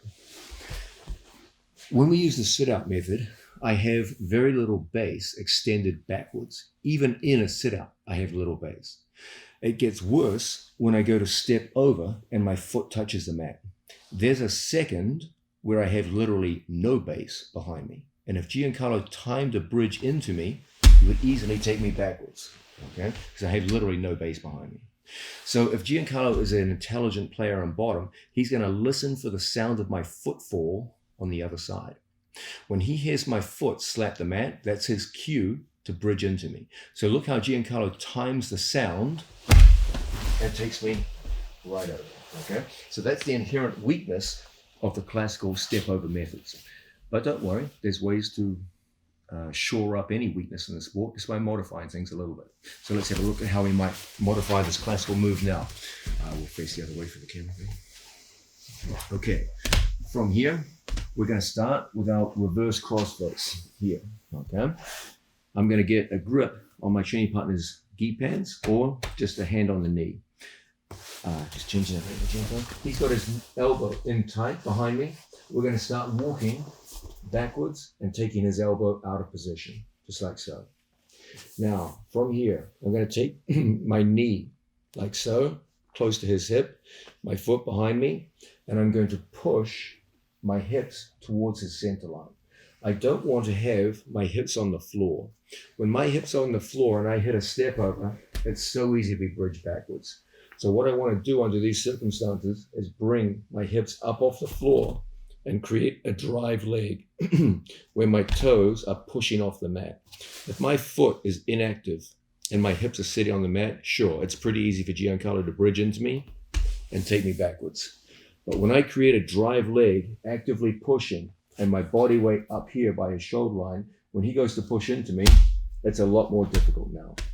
Okay? Now from here, we're going to take a hold of our training partner's leg with a slap. I don't grab the leg, I just slap the leg. And at the same time, my chest faces down. As the chest faces down and we slap the leg, we get a very quick step over. And because I have my leg extended behind me, when he goes to bridge into me, very difficult. As he goes to bridge, he exposes his hips to my feet, and as a result, we end up in a very strong mounted position. So let's have a look at this from another angle. Here we are. Across our training partner's side, we go from a crossface to a reverse crossface. From this position, I sit through, I walk his elbow up towards the shoulder line, and I create that drive leg down here on the floor. As I push across Giancarlo's body, I turn my chest down. If my chest is up to the ceiling, he bridges into me, it's very easy for him to take me backwards. So what we want here is chest down. As we go chest down, I push off my drive leg, and I take my training partner's legs and I slap his knees together, just like so. As I make that slap, I time my foot so that the two work in unison. As my foot goes across, my drive leg extends behind me. I'm chest down. Everything's going in this direction. So when he bridges into me, my body's direction is the opposite of his bridge. And my legs hook, lock, and we're in. Now we've got to hold for 3 seconds. As he tries to get out of here, it's an enormously tight hold to get away from. 3 seconds, he's probably not going to do it, and you get your score. So this is a wonderful way of taking the classical step over and really amping it up to take it to a new level of accomplishment. This is the kind of step over you can really use in competition, okay? Again, I'm going to contrast it with your Jiu-Jitsu 101 first day introduction class step over, which is, it'll work on someone who doesn't know what they're doing, but it's difficult to use on a good person, okay? So the classic method involves a sit out where my hips go down to the floor. Then from here, a gentle step over, and then you see I have no base behind me, and as a result, very easy to be taken over. Then from here, we drive our knee to the mat, and we're mounted. We're contrasting that with a more modern take on the step over that really adds some horsepower to the move. We're starting here with this reverse crossface in place. I take my leg, I convert it to a drive leg by digging the toes into the mat, putting a foot behind me and pushing my center of gravity forwards onto my training partner's chest. I turn my chest down. We're trying to avoid chest up scenarios. Chest up makes it so easy to be taken backwards. He just gives a simple bridge and you've lost your balance. So there we are. We're chest down and we're held in place by the action of my 2 feet. So neither my hips nor my knees are on the mat. Now, I create a momentary distraction. He may well have his legs up defensively at this point, and we just remove the knees by slapping them out of the way. As we hit that slap, we're chest down, my foot comes over, and the foot touches. We never go down to a knee. Okay, now you have hip-to-hip contact. Your opponent can bridge you over, can do whatever he wants. Okay, so we always, in these situations, when we first hit that first step over, it's my foot that goes down. We touch, and the foot goes down. Now, I rake the leg back, so we create a strong, closed, mounted position. Now we've got to hold for 3 seconds. He goes to buck me off, goes to elbow escape, and it won't be easy. Okay? This is an excellent and very, very practical way for us to hit a transition from side into the mounted position. It takes an old classical move and makes it considerably better. Now, my stated goal in this video was to turn you into a point scoring machine who can take the highest point scores in Jiu-Jitsu, transitions from side to mount and side to back or mount to back, etc., and get these big 4-point scores. But I'm about to teach you a transition that scores 0 points. You might be asking, wait a minute, you told us you're going to make this into a point scoring machine. Now you're teaching me a transition that scores 0 points. What are you doing here? Well, let's understand that there's different kinds of transitions. There are scoring transitions and there are non-scoring transitions. Just because something is a non-scoring transition doesn't mean it's not valuable. Okay? Some of the most valuable transitions in the sport are non-scoring. They have other kinds of value. One of the most valuable transitions, which we're going to look at now, is the transition where I go from one side of my opponent's body around to the other side. Okay? Now you might be saying, well, why would you do that? It doesn't score any points. Well, it might be because my opponent has very strong defenses on his right-hand side, and I'm seeing weaknesses on the left-hand side. So I might just transition across. It might be because my opponent has a particularly strong form of escape on one side that I'm worried about. For example, some of my opponents have very good single leg escapes on their right-hand side. They're very good at punching through to underhooks and getting up to single leg on the right. But I've noticed in their training that they're not very good at single legs on the left-hand side. So it might be to my advantage to move to the other side of his body. It might be because I happen to be better at step over mounts on my opponent's left-hand side, and I've got one shot here to score big points, so I would rather move to the other side where I'm better at getting mounted on. It might be any one of those kinds of reasons. So there are valuable reasons why we should be able to move around our opponent's body. As we start to discuss submission holds, it might be because I want to get a submission hold on my opponent's far arm, in which case I will need to transition around his body to get to that submission hold.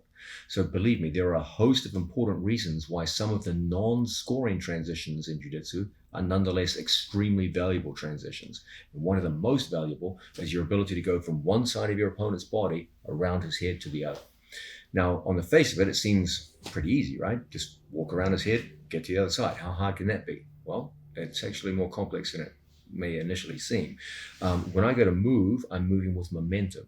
And my opponent can time my movement and take me over with bridges. He can elbow escape. He can throw his legs up and catch my hips. There's all kinds of things he can do. So we've got to do it right to make sure we control the situation and get successfully from one side so I can attack the other side. So how are we going to do this? We're going to start off in what is probably the most common form of pin situation in Jiu-Jitsu, where we have our opponent locked up like so. And I want to go from Giancarlo's right-hand side, I want to go to his left-hand side. Let's understand that when I do this, the big problem is that as I go to move around, Giancarlo will simply follow me. And as I try to move around his head, he just walks with me and we don't end up going anywhere. So the big requirement on my part is I have to be able to stop him from following my circular movement around his head. And the natural question to ask is, how are we going to do that? You're going to do it with your arms. So when we start off here, I'm going to take my elbow and I'm going to switch from a crossface to a reverse crossface. Put my hand in here so that I wedge his head on the far side. Now I'm going to place an immobilizing wedge here at his hips. Let me just demonstrate that for you. So I place my hand here at his hips. I do not grab his legs. Okay, if I grab his legs and walk around his body, he can just walk with me. What I do is I block at the floor so that when I walk around his body, his hips cannot follow me. Okay? And we're going to transition from side to north-south on the other side, and then ultimately to side on the far side. Okay, so we're going to go all the way from side through north-south to side on the other side. So everything starts here. We get a reverse crossface and we block the hips. Now from here, my head comes down to my training partner's hips and I make a transition out here to north-south. From the north-south position, as I come through, he goes to follow me. He finds it difficult because of my blocking hand, like so. Now my hand comes up towards my training partner's armpit, transitions from hip to armpit, and we're in a perfect position now to bring our body through and start driving around the corner, coming through to the other side. Now I bring my hand as a blocker here behind his arm, and I bring my elbow through to the other side, and we end up in exactly the same pin on the other side of Giancarlo's body. Okay, so once again, we start off here at our training partner's side. We bring a reverse crossface into play. I switch my hand position and I block my training partner's hips at the floor like so. Now from here, I walk around and I go through to a north-south position. Okay, from north-south, I transfer across my training partner's center line. I bring my hand up, my knees come up off the floor. We drive around the corner and I block Giancarlo's head here with my bicep. As I walk around, I bring my elbow across the other side. He recovers his arm position and we end up across our training partner's side and ready to pin and control. Now, that's one very simple method of moving around on our training partner. Let's look at alternative methods now, which involve transitions through sit-outs. In a situation where we start off across our training partner's side in the standard beginning position, once again, instead of me going through here and initiating like so, we're going to go through and we're going to sit out here. Okay, from a sit-out position. Now, as my opponent fights to bring his elbow back in, now we're going to come up and lock in here. I block my training partner. I move around to north-south. From this position, I bring my arm over his elbow, and then we hit a sit-out in this direction here towards the hips. From the sit-out, I'm returning back up to my knees. He recovers his arm position, and we're here across our training partner's side and holding once again. Okay, so I demonstrate now from the other angle. My opponent has his arms in a good defense position. We have a basic pin across our training partner's side. We start with a sit out. That brings me closer to the north-south position. From the north-south position, our elbow comes over our training partner's head. From this position, we walk around our training partner's body. Now, I punch my hand through on our training partner. We walk around and we hit a sit out in the opposite direction. From that sit out, we return back up to our knees and back into the beginning pin that we had at the start of the sequence. Okay? So these are some very practical ways of moving around our opponent's body. What are the big principles involved here? What I want to do is to minimize space as I move around my opponent's body. Okay, what does that mean? It means that as I make my transitions, I don't want to come up high with my hips. That means he can push on my hips and cause problems for me. He can spin up to his legs and cause problems for me as I move around him. Okay, he can come up with his legs and start hooking into my body, spin, and create problems for me.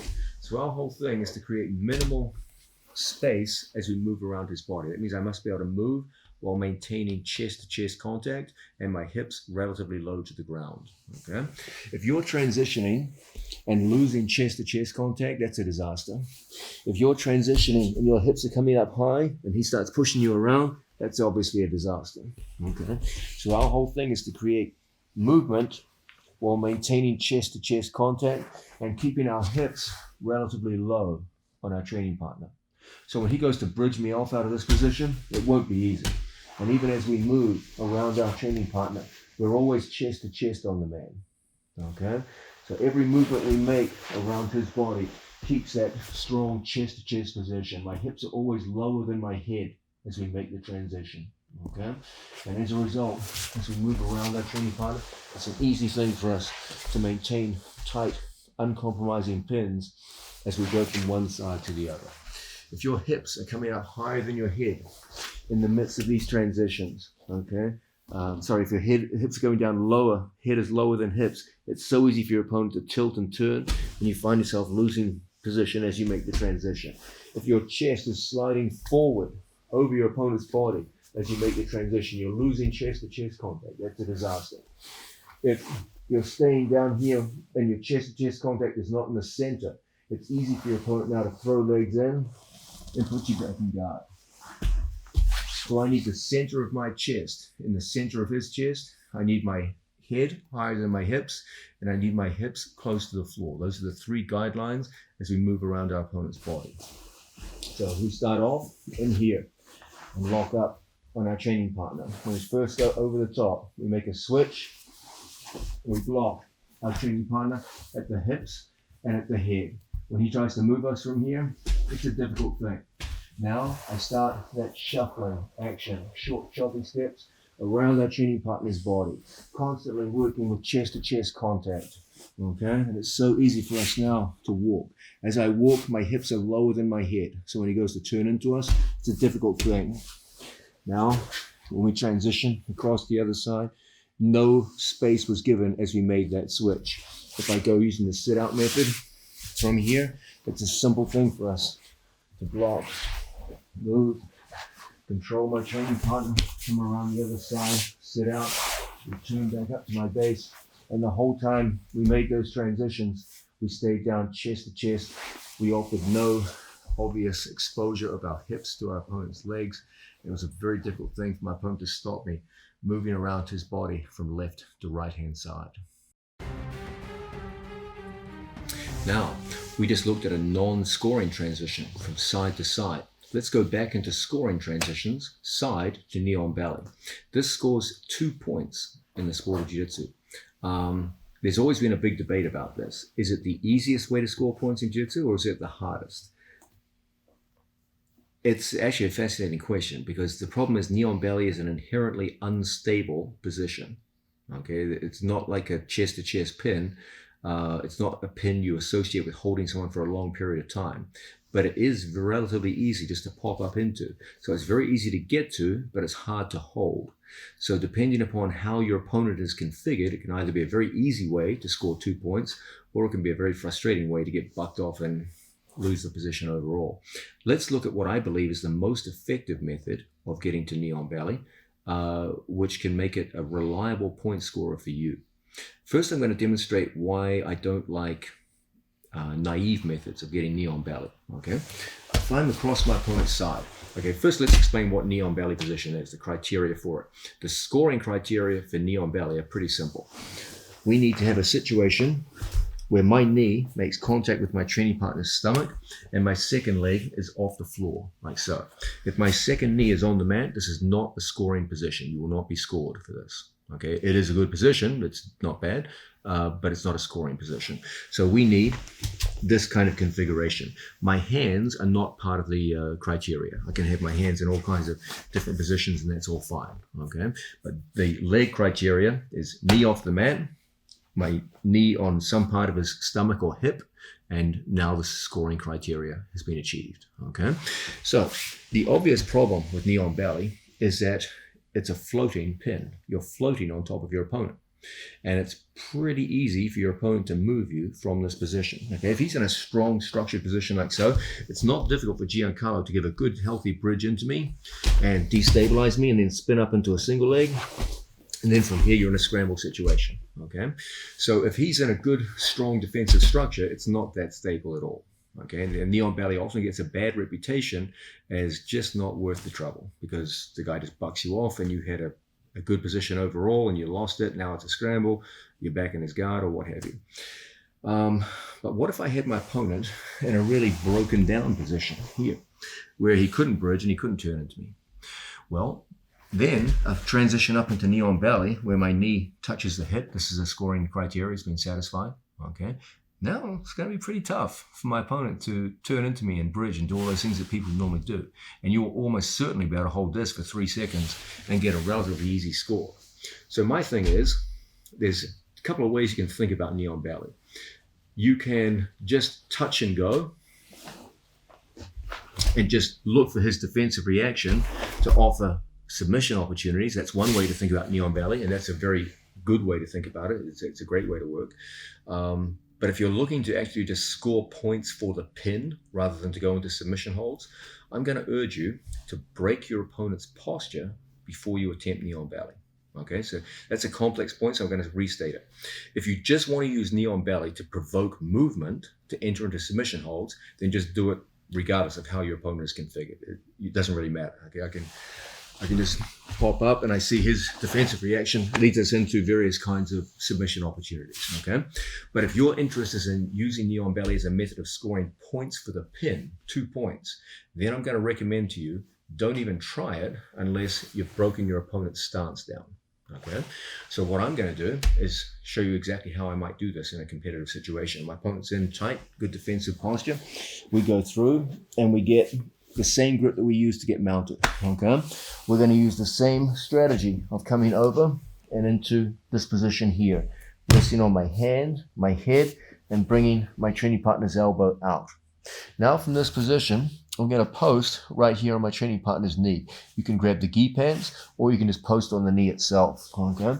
And then from here, I'm going to bring my hand here behind my training partner's head. Now I'm going to pivot and face my training partner's chest. So a knee pivot, pop up, and I place my knee right here at my training partner's hip, okay? When he tries to turn in towards me here, it's a difficult thing, okay? Even if he explosively turns away, he'll expose his back. That's not really in his best interest. If he does go to turn away from us, you're in the perfect position now to get your hooks in and ride your opponent all the way through and score even more points.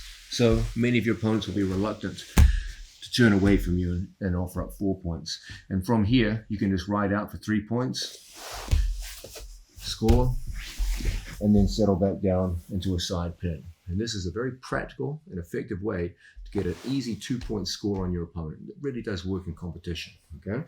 So once again, we start off just like so. I crowd my training partner's hips. I walk his knees until they face away from me. I walk up a little bit on his elbow and I start posting on my training partner's knee. Okay. Now from this broken down position, we just pop up and we touch. When he tries to turn into me, we ride out, go. If he does go to turn away from me, he's giving up back points. So it's not really in his best interest to do this. From this position, he goes to turn into me, and you'll almost always be able to ride out 3 seconds and then pop back down and pick up your points. In my opinion, this is a very practical way to use Neon Valley as a means to score points.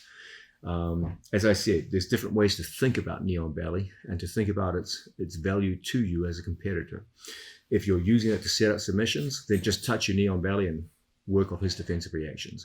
But if you are interested in using Neon Valley as a means of scoring points through the pin, I'm going to recommend to you, break their posture into this position. And don't even go Neon Valley so much as Neon Hip, okay? And crowd your opponent's hip line here. You've done enough to achieve scoring criteria, okay? Your knee is technically on his stomach here, and your knee is off the mat, okay? And from this position, when he goes to turn into you, it's very, very difficult. You're about to ride for 3 seconds. If he does panic and turn away, you've got one of the easiest 4-point transitions in the sport, okay? So you create a nasty dilemma for your opponent. Or if he turns away, he gets 4 points. If he stays where he is, you score 2 points. And they're both relatively easy scores for you to make. Now, we made an important distinction between scoring pin transitions and non-scoring pin transitions. Let's understand that pin transitions that create scores, create some of the biggest scores in the sport, 4 points. Okay, nothing beats that. But let's not undervalue the non-scoring transitions. Remember, there's more reasons for transitioning from one pin to another than just scoring points. Sometimes there's other important tactical reasons. A very important non-scoring transition is to go from Neon Valley on one side of my opponent's body to Neon Valley to the other. Now, when I was constructing the content for this video, I thought a lot about what I was going to show you guys for Neon Valley going from one side to the other. And in the end, I came to the conclusion there was 1,000 different ways I could show you, which are interesting and kind of spectacular to look at, to transition from knee on belly to going from left to right hand side. And the truth is, I can't teach them to you in good conscience because I never use them and I never see anyone else using them either.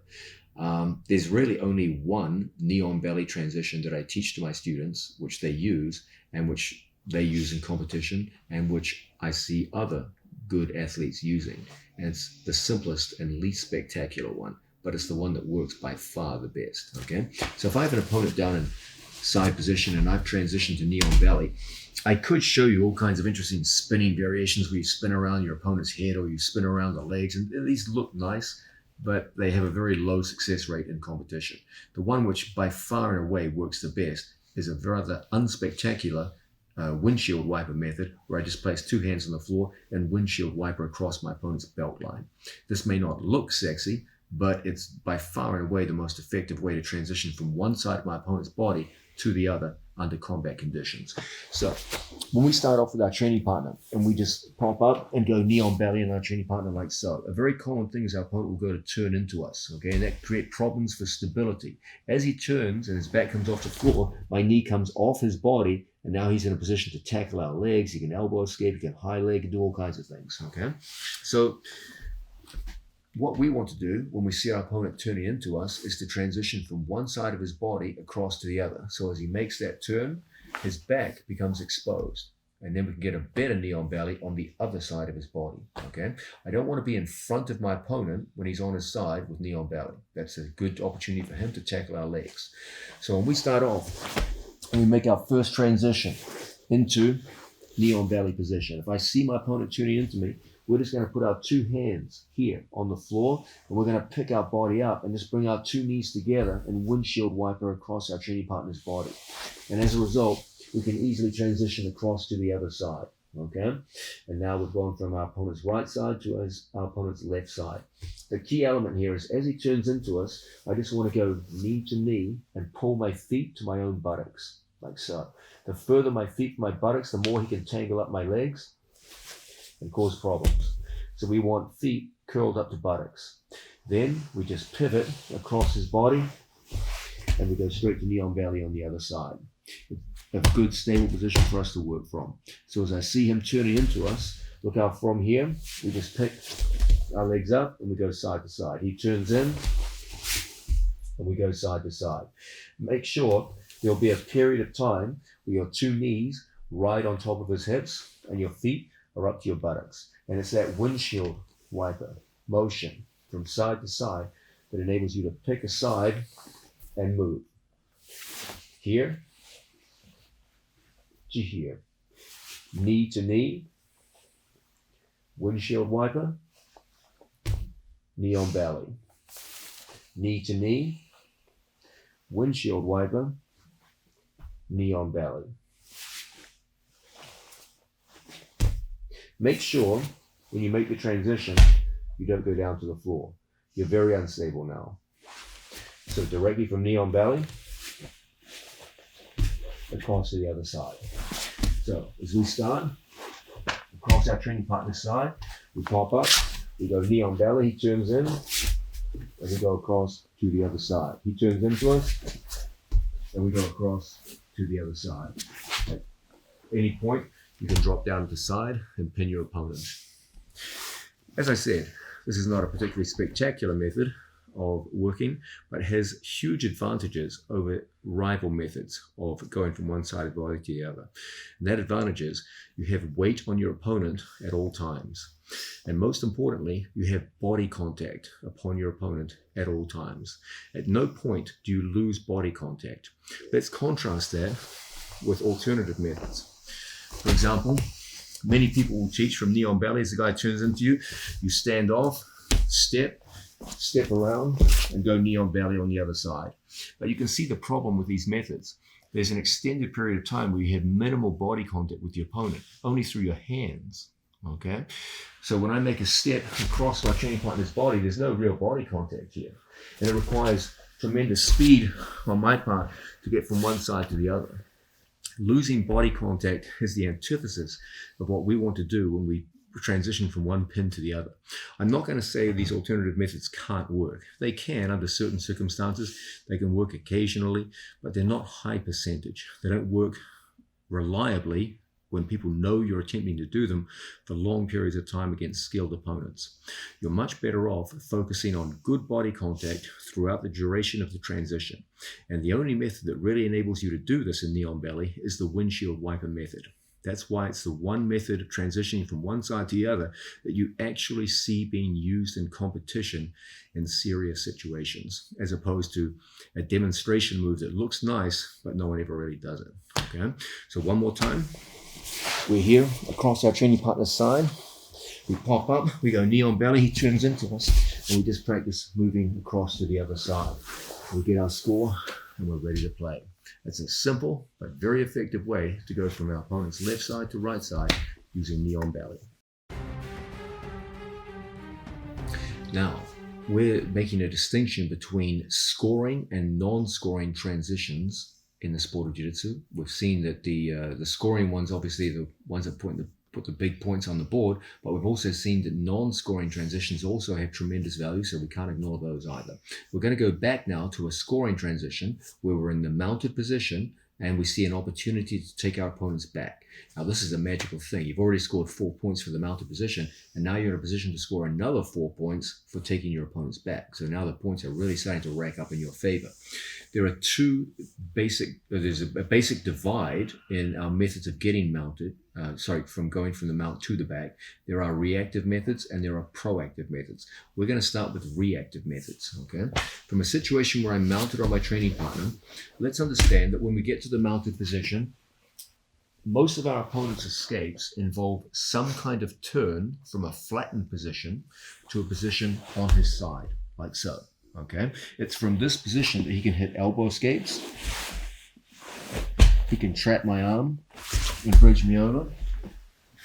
Or if perhaps my opponent were maybe less experienced, he might just turn up to a turtle position and then from here just explode out quickly.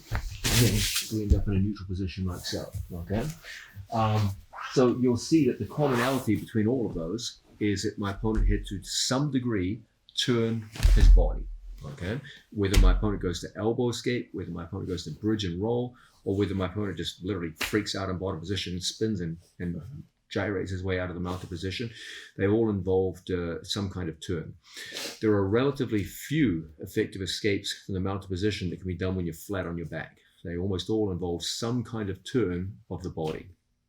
With that in mind, let's see if we can turn that to our advantage, okay? So we're here, we're mounted on our opponent. Let's make this slide that jack on. Now, from here, let's understand that when our opponent goes to turn, I don't want to be too tight with my knees in here. Because if he turns rapidly, my thigh gets caught up underneath my opponent and I get broken down to a hip, okay? And it's not a good thing. So it feels, from your perspective, like the tighter the wedges, the better, right? Harder for him to move. Not always. When we're too tight in here and he just rapidly turns, my whole thigh gets caught up inside my opponent's leg and I get taken down to a hip, and that's not what we're looking for. So there's a sense here in which when we see our opponent turn, you want to give him space to turn into. Now, you don't want to give so much space that the guy can just hit an elbow escape and get out, but you don't want to be too tight either. There's a happy medium here that you have to experiment with a little bit, okay? If you're so tight that any turn puts your hip down to the floor, you're doing things wrong, okay? So when I see Giancarlo take a turn out to the side, one of the best things for us to do is to make a switch that gives him space to turn into. So I go from the mounted position to the seated mount position, like so. Okay. The advantage of the seated mount is it creates space for my opponent's hips to turn into. If my knee stays down on the floor, then when he turns, my hips get caught on his hips and down I go. But when I see my opponent go to turn and we make this transition, now we've got back exposure. Okay, and we can take advantage of that. You've given him space, and there's an opportunity now to go in and get on the attack. So we're going to take our hand, and we're going to go through on our training partner, and we're going to take our hand around the corner and feed our training partner's hand across and lock up like so. Okay. If the hand is in a weird position where I cannot get to the hand, it's also permissible for me just to go in and lock up the head and the arm. But if you can get to the wrist and feed it across, that's always your desirable goal. If it's not there for you, then just lock like so. Okay. Now from this position, I want to drive forward and expose more and more of my training partner's back until I can bring my knee up here all the way behind my hands. Then from this position, we pull across the body and I get my body behind his, and we make a good transition into the rear mount position. Okay. So once again, starting off with our training partner.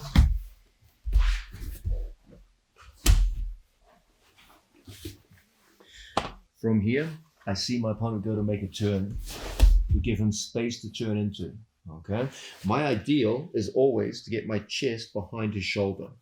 If my chest is not behind his shoulder, we don't yet have the back exposure we're looking for. Okay. If the chest is in front of my shoulder, then it's up to me to start feeding my opponent's arm in and pushing forward until my chest is behind his shoulder. Only then do we have the ability to bring our knee up to our hands and pull him onto our first hook so that I can get my hooks in and make a successful transition. Notice that when we make the transition, the scoring criteria are my feet in a symmetrical position like so. If my feet are not in a symmetrical position on my training partner, then from here, you have not achieved a score. The score comes from 3 seconds holding your opponent with your feet symmetrically placed inside your opponent's hips. As he goes buck wild to escape from here, we need to maintain good control with our head in close to his head, a good tight seatbelt grip. If you have his wrist, that's even better. And as a result, when he tries to move from here, it's a difficult thing. Okay, the looser my head is from his, the less control I have, the more he can beat my bottom hook inside the 3 second threshold, and I won't score. So it's very, very important from our perspective that when we first make contact with our opponent, our head be very tight to him. Okay, if we don't have the wrist, everything locks in with a good tight seatbelt, head to head, and my feet locked in. There can be some pressure here with a good back heel back into my training partner's hips. So when he goes to pull out, light up that initial 3 seconds, and we get to our score. Once again, we're mounted on our training partner. And from this position, I see him start to turn. We give him space to turn into, and our whole focus is on getting our chest behind his shoulder. Okay. Once the chest is behind the shoulder, there's no need to wait. We lock everything up, either here, or if the wrist is available, here. We start driving forward to generate even more back exposure. And then from this position, my knee touches my own elbow. Once the knee touches the elbow, we're in the perfect position to pull and get our knee underneath his armpit. If my leg goes over his shoulder, this is not scoring criteria. You won't get a score here. So I have to have my knee underneath the armpit. As we turn in on our training partner, our first thing is always ear to ear, hooks in, back heeling. He goes berserk to get out. You've got to hold now for 3 seconds. And as a result, we're in perfect position to score. If our head is not in contact with him and our feet are too loose, the guy turns out quite easily inside the 3 seconds and we fail to score. Key elements here, the idea of my chest behind his shoulder. Anytime his shoulder is in front of my chest, we have to do extra work in order to get our chest to the rear deltoid. Okay, so everything we do is about forcing a situation where my pectoral muscles get behind his rear deltoid. So one more time. We're in here working from mounted situation. I see him make a turn, and we give him space to turn into. My whole thing is to get my body behind. I don't want to be pressing down with my chest too much. Now when he goes to turn, I'm stopping him from turning. I'm stopping him getting the back. Look how when he comes up, I want to give a little space and then get my chest pressuring forward. When he tries to return now, it's quite difficult. And that's where we're looking to get underneath our training partner's arm and lock. From here, my knee and elbow touch, and we pull him up and get our knee underneath his armpit.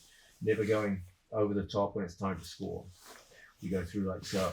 As we get those symmetrical hooks, we can always switch sides on the seatbelt, that's fine. Or You can stay on the same side, and we lock in ear to ear. My 2 feet back heel tightly, in tight to the hips like so. If they're extended, it's so easy for them to go over my legs and escape. So always they back heel. Now we've got to hold for 3 seconds. He goes in to escape, and it won't be easy in that 3-second threshold. So those are some key ideas for you to work reactively to get your opponents back. The main theme that I want you focusing on is the idea of giving a little to get a lot. You have to give a little space to get to your opponent's back. I know it's very tempting just to hammer down on your opponent and hold the mounted position. Nothing wrong with that. If you just want to hold someone down and stay mounted, nothing wrong with that at all. But if you're looking to get that extra 4 points, don't be afraid to give a little. You have to give at the hips and you have to give at the chest.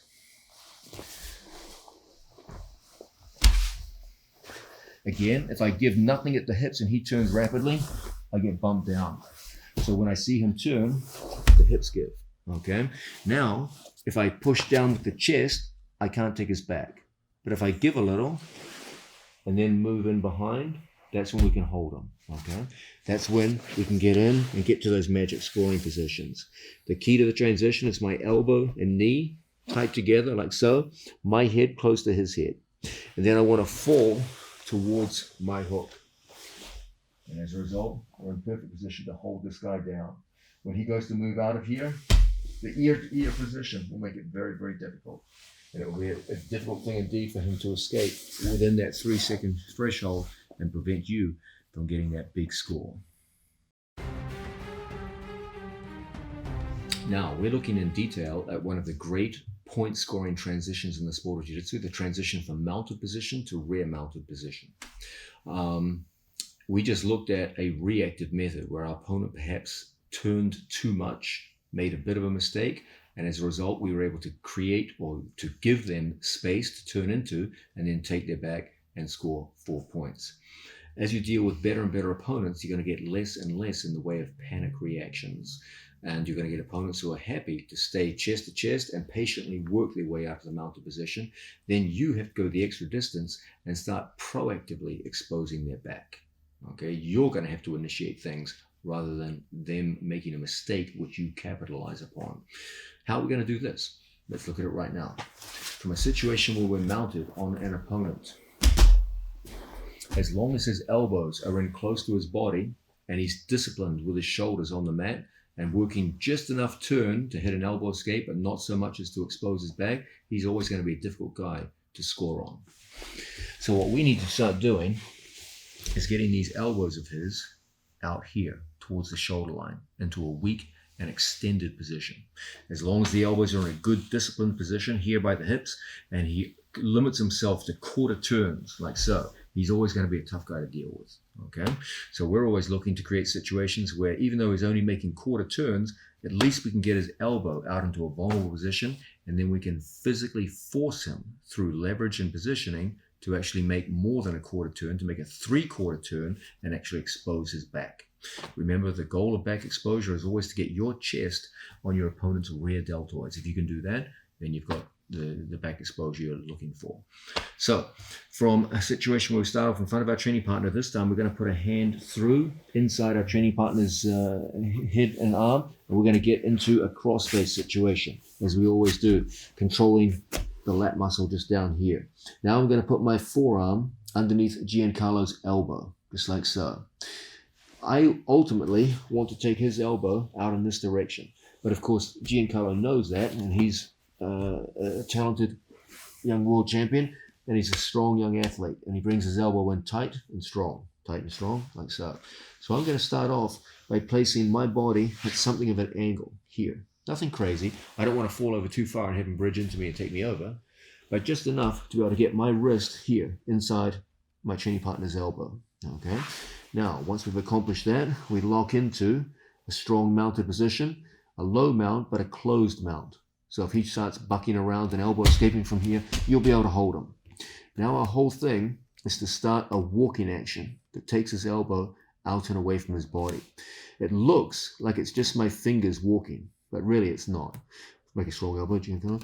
Our thing here is to get as far as we can through finger walking. It won't be very far, just far enough from the strong elbow, buddy.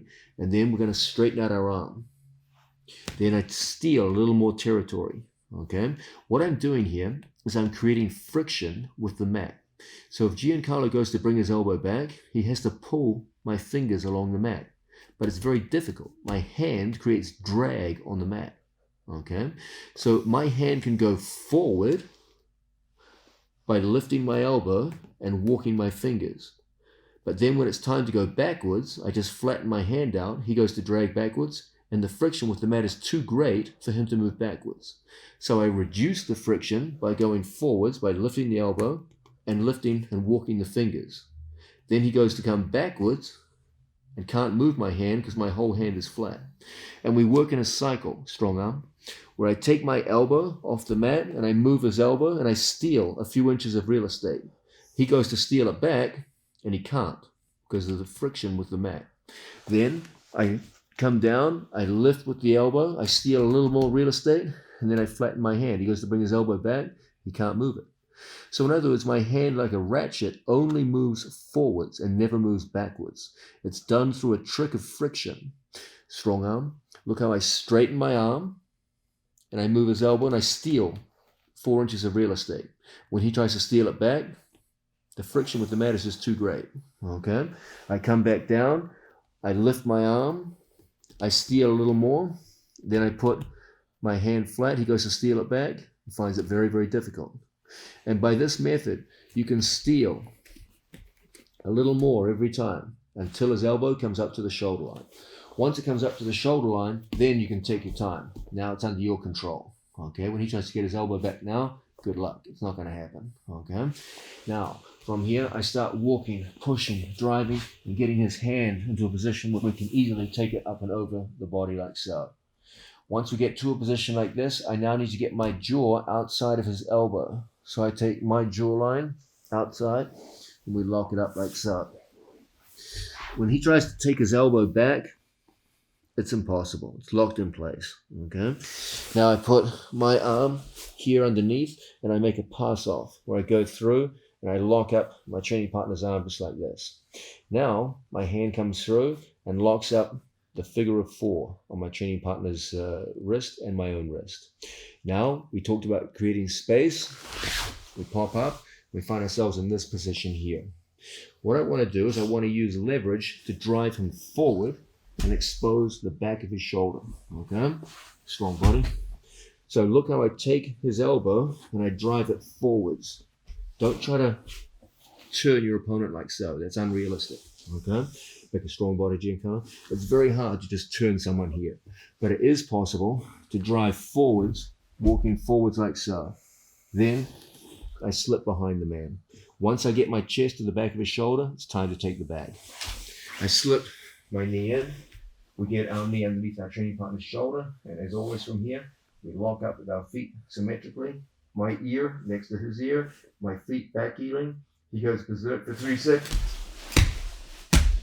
And we get our score. So, once again, we're in the mounted position. He's got good, disciplined body position, and his elbows are in where they should be, close to his body. We have to mechanically force his elbow out above the shoulder line. And that's quite a trick against a tough opponent. The method we're using is the ratchet method, where we take our opponent's elbow and lever it out and use friction with the mat and the extension of our arm to ensure that the elbow gets taken out of position up to the shoulder line.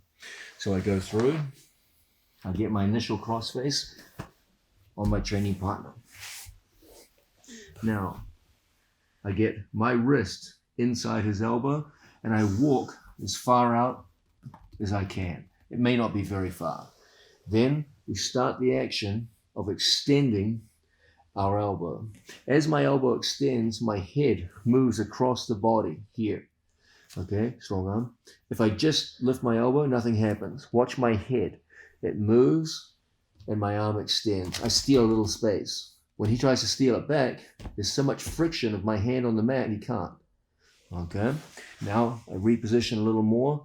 I straighten and walk forward. He goes to steal it back. It's not easy. Okay, we straighten, walk forward, straighten, and walk forward until we get it all the way up here where I can hold on to his tricep. Once I get the tricep, we just lock on. Then I just hug here and here, where I go elbow to elbow hold, okay? He goes to move his arm, he goes to bridge, very, very difficult. Now, I take my chin and I go around. Sometimes when I make the transition, I use a V-grip. Chin, V-grip, chin again, okay? From this position, we start driving across our training partner. I want to make a pass off now, where I go underneath my training partner's head, and we lock up, and we get to the figure of 4, okay? Now, I start to drive forward with my feet, driving across the body, until I can get my chest behind his shoulder. Now, we turn, pull, lock in, ear to ear, back heeling feet. He goes to move out. We pass the 3-second threshold and we get our score. Sorry, Jenko, this is a very unpleasant move to have done to you. I'll demonstrate it one more time. My apologies. So we'll change the angle. Okay, he's got his arms in where they should be.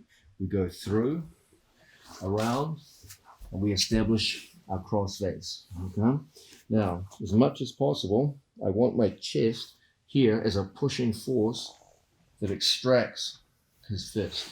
I don't want his fist in the inside position. Okay. So sometimes in here, when we start working, I will slink back and create that pushing force on my training partner's fist. At the same time, look how from here, I start utilizing that elbow action. As the elbow extends, my head moves towards his center line. We steal a little space. We steal a little space. Steal a little more until we can get up and into a position where once the elbow passes over, we can lock up elbow to elbow. When he goes to move out of here, it's disappointingly difficult. Now, I take my chin, I trap the elbow, my thumb replaces the chin long enough that I can get a good transition. Now, from here, we start that action of exposing our opponent's hand to our hand, and we lock up the figure of 4. Now, we come around the corner like so, or even better, driving off our toes to get our opponent turning to where we can get our chest behind his deltoid. Then we turn and fall. From the fall, our feet go in symmetrically. So look at that. Always my feet symmetrical, like so. Okay. We get the ear to ear position and lock. The feet back heel tightly. I don't want relaxed feet here, not now. The feet back heel into the hips and we lock in. He goes to get up, and in 3 seconds, it won't be easy. So that's a very effective, proactive method of taking my opponent's back and forcing the back mount from the front mount. Now, we're looking at the idea of transitioning from the mounted position, one of the best positions in the sport, one of the highest scoring positions in the sport, to the rear mounted position. Now, this is an incredible transition. It goes from the highest scoring position in the sport to the other highest scoring position in the sport. So it's really a transition you want to become very strong in. The transitions we've looked at so far have been mostly upper body transitions, okay, both proactive and reactive methods. Now let's start to look at the idea of a method using our legs. In the mounted situation, we're here with our training partner. Our opponent has his elbows in close to the body, like so. And he goes into a standard form of elbow escape where he captures our foot. This is an intelligent thing for him to do. If he captures my foot, it's very easy for him now to capture my knee. And once he captures one knee, it's pretty easy for him to capture the other knee. And I'm back in guard. Okay, so that's the classical elbow escape, one of the most common forms of escape from the mounted position, and one that we we'll run into almost every time we get into the mounted position in training. So whenever someone goes to capture our foot like that, they offer a great opportunity for us to take their back, using our legs as the mechanism to expose their back. Mostly, when we work mounted position, the mechanism to expose the back is the upper body. Okay, we walk arms up into vulnerable positions and we get our chest behind our training partner's elbow, and then ultimately our chest behind the shoulder, and then from here we take the back. So those would be upper body methods of taking our opponent's back. But they're not the only method. You also have lower body methods to take the back. From a situation where Giancarlo comes in and captures my foot, we're going to put our hands here on the floor for base, and we're going to take a step back, just like so that I crowd myself over his hips. Okay, my knees can pinch together. That's not critical, but it often helps to get a little stability. But the main thing is my center of gravity is over his hips rather than over his chest. Okay, when I stay up here, my legs feel very, very light, and it's really easy for Giancarlo to capture my knee. But when I bring a step back, when I put my center of gravity over his hips, now my knee feels like it weighs a lot. When he goes to finish and get my knee, it's quite difficult for him.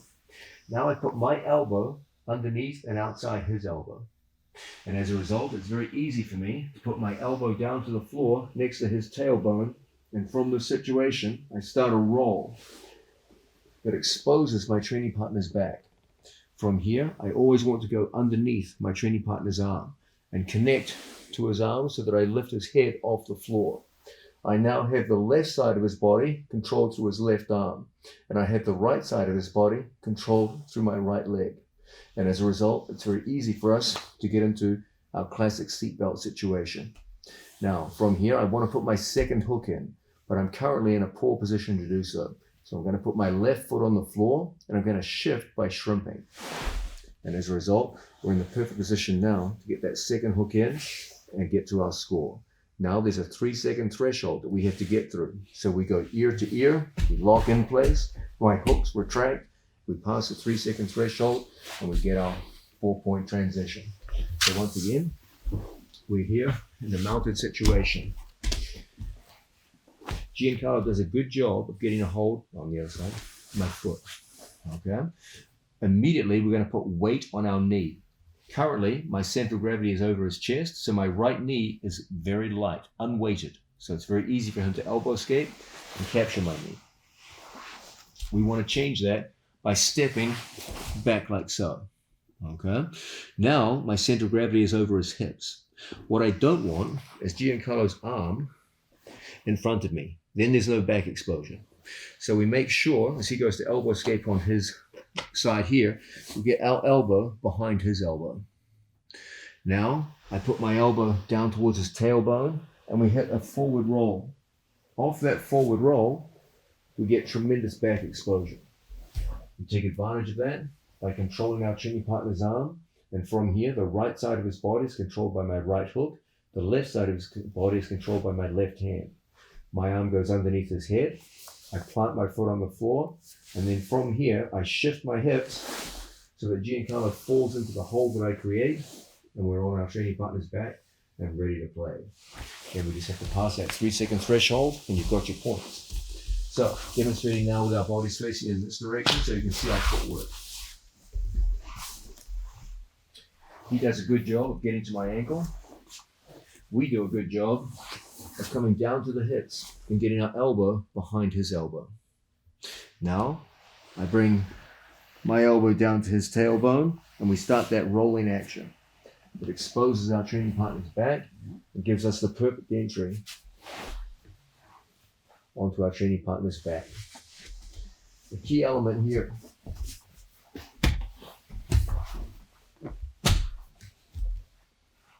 once he goes in and captures my foot, and we come down the body. When we go to roll, you can often create a greater momentum in the roll if I place my second foot on his Achilles tendon. That use of the Achilles tendon generates an even stronger roll. Please make sure that when you come up, your head is higher than his hips. If my head stays down, there's very limited back exposure, and Giancarlo can turn, bring his elbow out, and face me. And now you have nothing. Remember, our goal is always to stay behind our opponent. So I need my head up. That's what makes for an easy catch on our training partner. And then from here, we feed our arm underneath his. We find ourselves in the perfect position to shift our hips and drop his hips so we can get our second hook in and score. Done in this way, you've got a very easy, very effective counter for one of the most common escapes to the mounted position that enables you to make a beautiful and highly effective transition to another high scoring position, the rear mount.